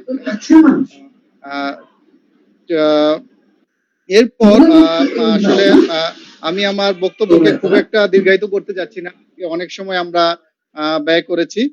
আমি একেবারে শেষে আমার বক্তব্য শেষ করব ওই সমস্ত ডক্টরদের কথা স্মরণ করে যারা এই করোনা যুদ্ধে সামিল হয়ে যারা মৃত্যুবরণ করেছেন, আল্লাহ তাদেরকে ক্ষমা, আমরা তাদের জন্য দোয়া করি। এবং আমরা তাদের জন্য দোয়া করি যারা এখনো করোনা যুদ্ধে পেশেন্টদেরকে সার্ভিস দিয়ে যাচ্ছেন, ওই সমস্ত ফ্রন্টলাইন ডক্টরদেরকে। এবং আমরা সবসময় আশা করি আমাদের এবং আমাদের ডক্টররা আমাদের পাশে থাকবে এই করোনা এই ডেল্টা ফার্মার সাথে। তো আমি সবাইকে লাইভলি পার্টিসিপেশনের জন্য সমস্ত কিনোট স্পিকার এবং আমাদের চেয়ারপারসন স্যার সহ সবাইকে আন্তরিক ধন্যবাদ জানাই ডেল্টা ফার্মার পক্ষ থেকে, এবং পরবর্তীতে এই ধরনের প্রোগ্রামে ডেল্টা ফার্মা সবসময় আপনাদের পাশে থাকবে। ধন্যবাদ। ধন্যবাদ জিয়াউর রহমান স্যারকে তার মূল্যবান বক্তব্যের জন্য। সোহেল স্যার, আপনার কাছে আরেকটি কোশ্চেন আমি যদি আপনার কাহিনী খুব মানে বলতাম। একটা কোশ্চেন দর্শক করেছে যে ইনফ্ল্যামেটরি বাউল সিনড্রোম, আবার করোনাও সাথে আছে, এসব ক্ষেত্রে কি মানে ভিটামিন ডি দেওয়া যাবে কি? ইনফ্লেমেটরি বাউল সিনড্রোম, তারপর হচ্ছে গিয়ে corona, COVID-19 with IBD। IBS দেওয়া যাবে? আমরা জানি যে ভিটামিন ডি মানে অ্যাবজর্পশন ডিক্রিজ করে ইনফ্ল্যামেটরি বাউল সিনড্রোম, তাই না? ইনফ্ল্যামেটরি বাউল সিনড্রোমে তো ক্রনিক ডায়রিয়ার মতো হয়, ভিটামিন ডি তো অবশ্যই ডিক্রিজ করে। তাইলে অবশ্যই ভিটামিন ডি উইথ ইনফ্ল্যামেটরি বাউল ডিজিজে তাদেরকে ভিটামিন ডি সাপ্লিমেন্ট তো দিতেই হবে। এই হচ্ছে আমার আনসার। ধন্যবাদ স্যার। আমরা আমাদের অনুষ্ঠানটি স্যার যদি অনুমতি আমি একটু সংযুক্ত করতে চাচ্ছি। সেটা হচ্ছে স্যার, ইনফ্ল্যামেটরি বাউল ডিজিজে ভিটামিন ডি অ্যাবজর্পশন কমে এবং সেক্ষেত্রে ভিটামিন ডি অবশ্যই সাপ্লিমেন্টের বেশি দরকার দুইটার কারণে। একটা হচ্ছে অ্যাবজর্পশন কম হয় ইন্টেস্টাইন থেকে, আর vitamin D itself help in auto immune disease. Inflammatory bowel disease is one type of autoimmune disease, so it also vitamin D also help in autoimmune disease as a anti-inflammatory effect. So by these two ways, we need more supplementation of the vitamin D than the normal dose. Thank you. আমরা আমাদের অনুষ্ঠানটি একদম শেষ পর্যায়ে। এই পর্যায়ে কিছু বলার জন্য শ্রদ্ধেয় ডাক্তার ফজলে আলী খান স্যার। ধন্যবাদ। সরি, আজকে আসলে মানে প্রাণবন্ত আলোচনা, মানে আসলে আমি আমার যারা সহকর্মী এবং আমাদের শ্রদ্ধেয় স্যার প্রফেসর ডক্টর সোহেল ইসলাম স্যার, সবার অনেক ব্যস্ততার মাঝেও আমাদের বিমল দা বা ডক্টর ফখরুল শুরু করে সবার প্রতি আমি কৃতজ্ঞ। আসলে যদিও এটা আমাদের জন্য প্রথম এই ওয়েবিনার, তো আমি মনে করি, আর সাথে সাথে আমি ধন্যবাদ দিতে চাই ডেল্টা ফার্মাকে। মিস্টার জিয়াউর রহমান উনি বলেছেন যে ডেল্টা ফার্মা ফ্রম দা মানে ভেরি বিগিনিং বা সিন্স ইনসেপশন ওরা প্রথম থেকে কোয়ালিটি প্রোডাক্ট দেওয়ার চেষ্টা করেছে। তো আমরাও এটা আমাদের সকল ফার্মাসিউটিক্যাল কাছে আমাদের চাওয়া যে একটা কোয়ালিটি প্রোডাক্ট আমাদের জনগণের জন্য নিশ্চিত করা, যেটা চারিদিকে যেরকম বিভিন্ন ঝামেলা বা ফার্মাসিউটিক্যাল কোম্পানিগুলিকে নিয়ে বিভিন্ন আছে যে কোয়ালিটি প্রোডাক্ট আমাদের দেশের জন্য দেয় না, হয়তো এক্সপোর্ট ওরিয়েন্টেড যে প্রোডাক্ট গুলি সেগুলিতে কোয়ালিটি মেনটেন করে, সব পাবলিকদের মধ্যে এরকম একটা পারসেপশন আছে।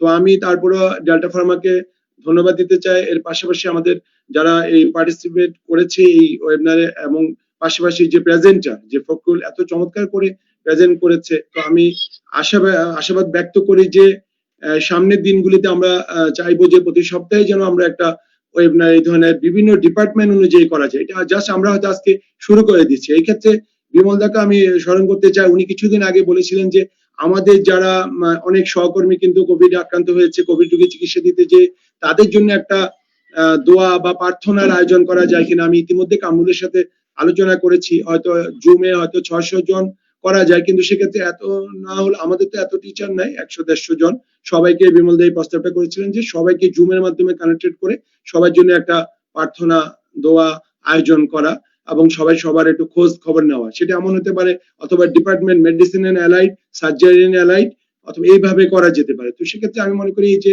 ডক্টর গিয়াসউদ্দিন যেটা বলেছে যে ওয়েবিনারের মাধ্যমে আমাদের যেমন নিজেদের মধ্যে ইন্টারাকশন হচ্ছে, পাশাপাশি জনগণও কিন্তু অনেক কিছু জানতে পারছে যে আমাদের যে আলোচনার মাধ্যমে প্লাস একটা বৈজ্ঞানিক যে প্রেজেন্টেশন, ওটার মাধ্যমে কিন্তু অনেক কিছু মানে নলেজ যে শেয়ারিং হচ্ছে। তো সেক্ষেত্রে আমি আবারও ডেল্টা ফার্মা প্লাস পাশাপাশি ডক্টর টিভি যে তাদেরকেও ধন্যবাদ দিতে চাই। এই ধরনের একটি অনুষ্ঠান ওনারা আমাদের জন্য আয়োজন করেছে ডেল্টা ফার্মার সহযোগিতায়। তো আমি সবাই ভালো থাকবেন, সুস্থ থাকবেন, আর আমরা যাদেরকে হারিয়েছি তাদের জন্য আমাদের সবাই দোয়া করবো যে আল্লাহ ওনাদেরকে যেন বেহেশত নসিব করেন, আর যারা এখনো অসুস্থ আছে ওনাদের সুস্থতা যেন আল্লাহ ওনাদেরকে দ্রুত যেন সুস্থতা দেন এবং নেক হায়াত দান করেন। তো ধন্যবাদ সবাইকে। ধন্যবাদ স্যারকে। এখন আমাদের অনুষ্ঠানটি সমাপনী বক্তব্য রাখবেন আমাদের আজকের অনুষ্ঠানের চেয়ারপারসন ডক্টর মোহাম্মদ সোহেলুল ইসলাম স্যার। আসসালামু আলাইকুম। আমি প্রথমেই আসলে ধন্যবাদ দিতে চাই আজকের অনুষ্ঠানের যে উদ্যোক্তা। আমি যা বলবো যে যার ব্রেন চাইল্ড এই ওয়েবিনারটা ডক্টর ফজলেলাই, যে নোয়াখালী ওই সব দিক থেকে কি আগায় আসবে, ভ্যাকসিনেও তো শুনতেছি ফার্স্টে বাংলাদেশে নোয়াখালী, এইগুলো তাও আবার সুবহানাল্লাহ। তো স্যার সুবহানাল্লাহ, স্যার সুবহানাল্লাহ। আমি আমি আমার ওয়াইফকে বললাম এই গ্লোব কিন্তু আমাদের মেডিকেল কলেজের সামনে তাদের মেইন অফিস, মেইন কারখানা, হ্যাঁ রাস্তার ঠিক ওই রাস্তার ওই পারে, হ্যাঁ তাড়াতাড়ি নেওয়া যাবে। হ্যাঁ তাই কি বাংলাদেশে এই অবস্থা, নোয়াখালীর মানুষ ফার্স্ট প্রেফারেন্স আগে পাবে স্যার, মানুষ আগে প্রায়োরিটি। তো আজকে যেহেতু মেইন টপিকটা ইজ বেসড অন ইমিউনিটির ফার্স্ট যেটা ভ্যাকসিন সেটাও নোয়াখালী থেকে, আবার ইমিউনিটির জন্য যে ভিটামিন ডি এর যে আলোচনা সেটা যে ব্রেন চাইল্ড ফজলে রাহির একটা ব্রেন চাইল্ড, সুতরাং আমি ওকে ধন্যবাদ দিই। তো ভিটামিন ডি সম্পর্কে আসলে সবকিছু তো বলা হয়েছে, এটা তার নতুন কিছু বলার নাই। আসলে অনেক বড় ধরনের একটা র্যান্ডমাইজ কন্ট্রোল ট্রায়াল দরকার আছে, মাল্টি সেন্টার বেসড, যেটার দ্বারা আমরা আলটিমেটলি একটা সিদ্ধান্ত পাবো যে কোভিড-19 ডিজিজকে ইনহিবিট করে কিনা, অথবা ডিজিজ প্রসেস চলাকালীন অবস্থায় কমপ্লিকেশনকে প্রিভেন্ট করে কিনা। এই স্টাডিগুলি এখনো না আসা পর্যন্ত আসলে আমরা কিছুই বলতে পারবো না, বিকজ কোভিড-19 ওই বিজ্ঞানী নিউটনের মতো বলতে হয় যে সমুদ্রের বিচে এখন আমরা বালি কুড়াচ্ছি। কোভিড-19 is such a multi system, is a mysterious disease.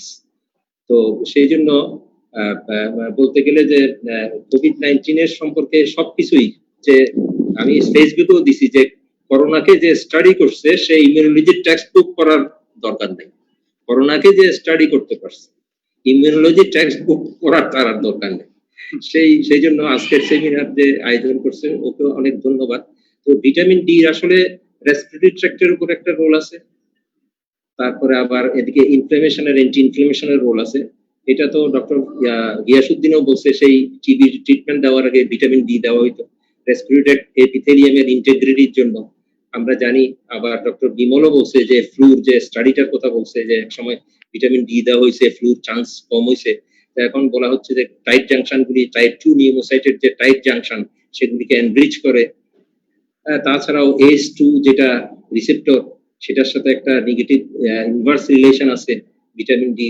তো এই সমস্ত ব্যাপার, আর আলটিমেটলি সাইটোকাইন রিলিজ সিনড্রোম, সেখানেও ওই আমরা জানি যে ফ্রি রেডিকেলস যেগুলি আছে এন্ডোথেলিয়াল ড্যামেজ করে, ওই ফ্রি রেডিকেলকে এন্ডোথেলিয়াল ড্যামেজ না করার জন্য যে সমস্ত মাইক্রোনিউট্রিয়েন্ট, তার মধ্যে একটা হচ্ছে যে ভিটামিন ডি, আর হচ্ছে ভিটামিন সি, আর হচ্ছে জিঙ্ক, এরা নাকি এন্ডোথেলিয়ামের যে ফ্রি মানে অক্সিডেন্ট ফ্রি রেডিকেল ইনডিউসড ইনজুরিটাকে ইনহিবিট করে, সো দ্যাট থ্রম্বোসিসটা কম হয়। এই ধরনের বিভিন্ন স্টাডি তো চলতেছে। এই পর্যন্ত প্রায় 2500 নাকি কত হাজার পেপার অলরেডি নাকি বাইরেই হয়ে গেছে এই করোনার উপরে, আরো পেপার বাইরে হচ্ছে। তো যাই হোক, একটা শুধু ইম্পর্টেন্ট কথা এখানে আমি বলতে চাইছিলাম, রিইনফেকশন, এটা নিয়ে বরিশাল মেডিকেল কলেজের একটা ডাক্তার ভালো হয়েছে, ভালো হওয়ার 1 মাস পরে আবার তার পজিটিভ পাওয়া গেছে, আরটিপিসিআর সিমটমও পাওয়া গেছে। কোরিয়াতেও এরকম একটা পাওয়া গেছে, আবার 2 সপ্তাহ আগেও এরকম পাওয়া গেছে। তো এগুলির একটা আনসার হচ্ছে এরকম, অ্যাকচুয়ালি একটা পেশেন্ট যখন ভালো হয়, পেশেন্ট ভালো হওয়ার পরে তাকে যদি আমরা মোটামুটি 18 দিন থেকে 20 দিন রেসপিরেটরি স্যাম্পলকে আরটিপিসিআর করি, তখন দেখা যায় যে তাদের এটা নেগেটিভ হয়ে যায়। কিন্তু অনেকের 1 মাস, এমনকি 42 দিনেরও একটা স্টাডি আছে রেসপিরেটরি স্যাম্পলে আরটিপিসিআর পজিটিভ। এটার আনসার হচ্ছে ওই আরটিপিসিআরটা কেন পজিটিভ, কারণ আরটিপিসিআর নিউক্লিক অ্যাসিডকে ডিটেক্ট করে। এখন যে স্যাম্পলটা আমি নিছি 1 মাস পরে, সেটা এমন একটা জেনেটিক ম্যাটেরিয়াল, সেটা একটা ডেড ভাইরাল আরএনএ। সেটা আসলে তার এই ডেড ভাইরাল আরএনএটা কোনো ইনফেকশন ভাইরাস না। এটা প্রমাণ করতে হলে কি করতে হবে, ওই ডেড ভাইরাল আরএনএটা, ওই জেনেটিক ম্যাটেরিয়ালটা সেল কালচার মিডিয়াতে আমার কালচার করতে হবে। সেল কালচার মিডিয়াতে কালচার করলে দেখা যাবে ওই আরএনএটা ইনফেকশন করতে পারবে না, ইনফেক্টিভিটি পাওয়ার তার নাই। তার কারণ কি, ওর কাছে ওই স্পাইক গুলি নাই। স্পাইক মানে ওই যেটা দিয়া ঢুকে ACE2 রিসেপ্টরের ভিতরে ঢুকে, সেই স্পাইক প্রোটিনটা তার নাই। যার ফলে আমরা কালচার করলেই বুঝতে পারবো এটা কি ডেড ভাইরাল আরএনএ না সত্যিকার ভাইরাল আরএনএ। আচ্ছা, এবার ডেড ভাইরাল আরএনএ চ্যাপ্টারটা শেষ। এবার যদি এটা সত্যিকার ভাইরাল আরএনএ হয়, তাহলে এটা আসলো কোত্থেকে? এটা তো আসতেও পারে। এখন কয়েকটা স্টাডি নতুন করে, যে চীনে ইনফেকশন হলো সেকেন্ড ওয়েভ, ওদের এগুলি কালচার করে দেখছে যে এটা ডেড ভাইরাল আরএনএ, এটা সত্যিকার আরএনএ, সত্যিকার ভাইরাস। তখন তারা স্টাডি করে দেখলো এটা একটা মিউটেন্ট ভাইরাস, এটা স্যালমন মাছের মাধ্যমে ইউরোপ থেকে আসছে। এই মিউটেন্ট ভাইরাসটা হচ্ছে 6G614G, তার মানে হচ্ছে 1300টা অ্যামিনো অ্যাসিড থাকে একটা ভাইরাসে, করোনা ভাইরাসে 1300টা পজিশনে অ্যামিনো অ্যাসিড থাকে। তার মধ্যে 614 নাম্বার পজিশনে যে অ্যাসপার্টিক অ্যাসিড ছিল জি, 614 নাম্বার পজিশনে যে অ্যাসপার্টিক অ্যাসিড ছিল that is mutated, changed by glutamic acid. সেই জন্য এই মিউটেন্ট ভাইরাসটার নাম দিয়েছে তারা 614G। এইটা দিয়া যদি আসলে ইনফেকশন হয়, যেটা বরিশাল মেডিকেল কলেজের ছেলেটার মধ্যে হয়তো হতে পারে, বাংলাদেশও আসতে বলছে, সেটা একটা পসিবিলিটি আছে, ঠিক আছে, তার দ্বিতীয়বার ইনফেকশন হতে পারে। তাহলে দ্বিতীয়বার ইনফেকশন কেন হবে? তার কি অ্যান্টিবডি নাই? এটার ক্ষেত্রে এখন গবেষণায় বলতেছে যে অ্যান্টিবডিটা তৈরি হচ্ছে। যেমন আমাদের ডক্টর সাউবিদ মাস্তিয়া, সে তো কোভিড সার্ভাইভার, তার কাছে অ্যান্টিবডি আছে কি নাই এটা নিয়ে স্টাডি হয়েছে। দেখা গেছে শুধুমাত্র 30% পেশেন্টের অপটিমাম অ্যান্টিবডি থাকে, 50% কোভিড সার্ভাইভার্স এর মধ্যে মডারেট অ্যান্টিবডি থাকে, 20% কোভিড সার্ভাইভার্স এর মধ্যে কোনো অ্যান্টিবডি টোটালি থাকে না। তাইলে ওই বরিশাল মেডিকেল কলেজের পেশেন্টটা ওই 20% এর মধ্যে পড়তে পারে, যার কারণে তার ইনফেকশন হইতে পারে। তাইলে এখন প্রশ্ন দাঁড়াচ্ছে কতদিন পর্যন্ত এই প্রোটেক্টিভ অ্যান্টিবডিটা ব্লাডে থাকবে একজন কোভিড সার্ভাইভার্স এর? এক একজন এক এক কথা বলতেছে, অল আর উইদাউট কনক্লুসিভ স্টাডি এখনো আসে নাই। তবে এখন পর্যন্ত কনসেনসাস হচ্ছে 3 মাস পর্যন্ত এই অ্যান্টিবডি, প্রোটেক্টিভ অ্যান্টিবডিটা থাকতে পারে। 3 মাস পর থেকে আস্তে আস্তে ওয়েনিং এফেক্ট শুরু হয়, আস্তে আস্তে কমতে শুরু করে।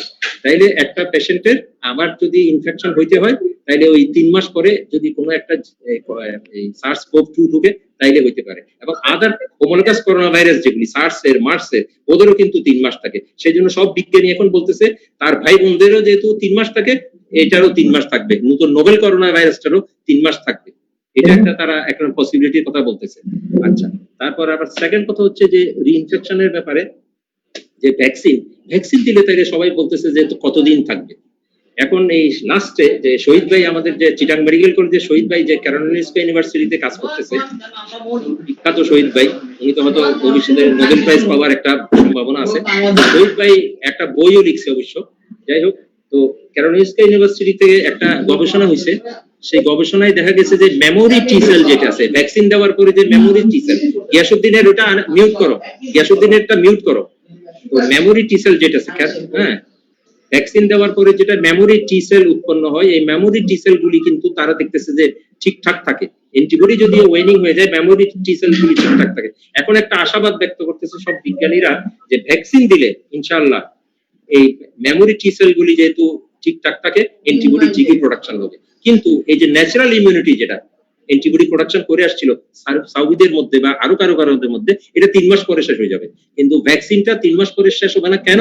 এটা জেনেটিক্যালি ইঞ্জিনিয়ার্ড, সেই জন্য এটা 3 মাস পরে শেষ না হয়ে আরো থাকতে পারে। এবং এটা টি সেলকেও একটা মেমোরি দিয়ে দেয় বলে, টি সেলের ইমিউনিটি যদি থাকে, ইনশাআল্লাহ আমরা আশাবাদী যে ভ্যাকসিন যদি আমরা পাই, আশা করি ইনশাআল্লাহ আমরা নেক্সট টাইম করতে পারবো।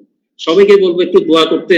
আমরা যারা স্পেশালি ওভার 60s, হ্যাঁ, আমাদের তো এখন প্রায় 80 জন ডাক্তার মরে গেছে। আমার ক্লাসমেট, আমার চিটাং মেডিকেল কলেজ থেকে পাশ করা ক্লাসমেট মারা গেছে 2 জন। আপনারা জানেন যে ওই যে বিআরবি হসপিটালের আইসিইউ হেড ছিল ডক্টর সাজ্জাদ হোসেন, ও মারা গেছে, আমার ক্লাসমেট অ্যাসোসিয়েট প্রফেসর। 4-5 দিন আগে সৌদি আরবে আইসিইউ ডক্টর মাকসুদ মারা গেছে, আমাদের ক্লাসমেট চিটাং মেডিকেল কলেজে। তো আমাদের তো সবাই তো পরিচিত, যারা মারা যাচ্ছে সবাই জানে। 80 জন প্রায় ডাক্তার মনে হয় মারা গেছে। সবার জন্য সবাই দোয়া করবেন ইনশাআল্লাহ। আর এই ওয়েবিনারটা যে ফজল আলী করছে, ওকে ধন্যবাদ। যারা প্যানেলিস্ট আছে সকলকে ধন্যবাদ। এবং কোভিড সার্ভাইভার ডক্টর সাউবিদ মাস্তিয়া মডারেটর হিসেবে খুব ভালো সে সঞ্চালন করছে, ওকে ধন্যবাদ। এবং doctor mister Ziaur Rahman from Delta, ওকেও ধন্যবাদ। এবং speaker, last of all I must congratulate, আর I didn't see him because আমি PRL এ চলে গেছি। You have joined in Abdul Malik Ukil Medical College as a very good fertile ground for education. So please continue and go ahead. Thank you everybody. ধন্যবাদ আমাদের আজকের অনুষ্ঠানের chairperson doctor Mohammad সরুল ইসলাম স্যারকে, ধন্যবাদ keynote speaker doctor Fakhrul Alam স্যারকে তার সুন্দর একটি এবং তথ্যবহুল উপস্থাপনার জন্য, এবং ধন্যবাদ জানাই আমাদের বিশেষজ্ঞ প্যানেল সকল ডাক্তারবৃন্দকে তাদের মহামূল্যবান সময় দিয়ে তথ্যবহুল আলোচনার মাধ্যমে অনুষ্ঠানটি সার্থক করার জন্য। যারা এতক্ষণ ধরে আমাকে শুনছে তাদের সবাইকে ধন্যবাদ জানাচ্ছি, দর্শকবৃন্দকে ধন্যবাদ জানাই সায়েন্টিফিক পার্টনার ডেল্টা ফার্মা লিমিটেডকে, এবং ধন্যবাদ media partner doctors TV. Best of luck সানডি, বাড়িয়ে তুলুন আপনার রোগ প্রতিরোধ ক্ষমতা। এই বলে আমি আমার পরবর্তী অনুষ্ঠান দেখার আমন্ত্রণ জানিয়ে এবং আপনাদের সকলের সুস্থতা কামনা করে এখানেই বিদায় নিচ্ছি। আমি ছিলাম আপনাদের সাথে ডক্টর সাবিত মাসিয়া। ওকে, আসসালামু আলাইকুম। ওয়ালাইকুম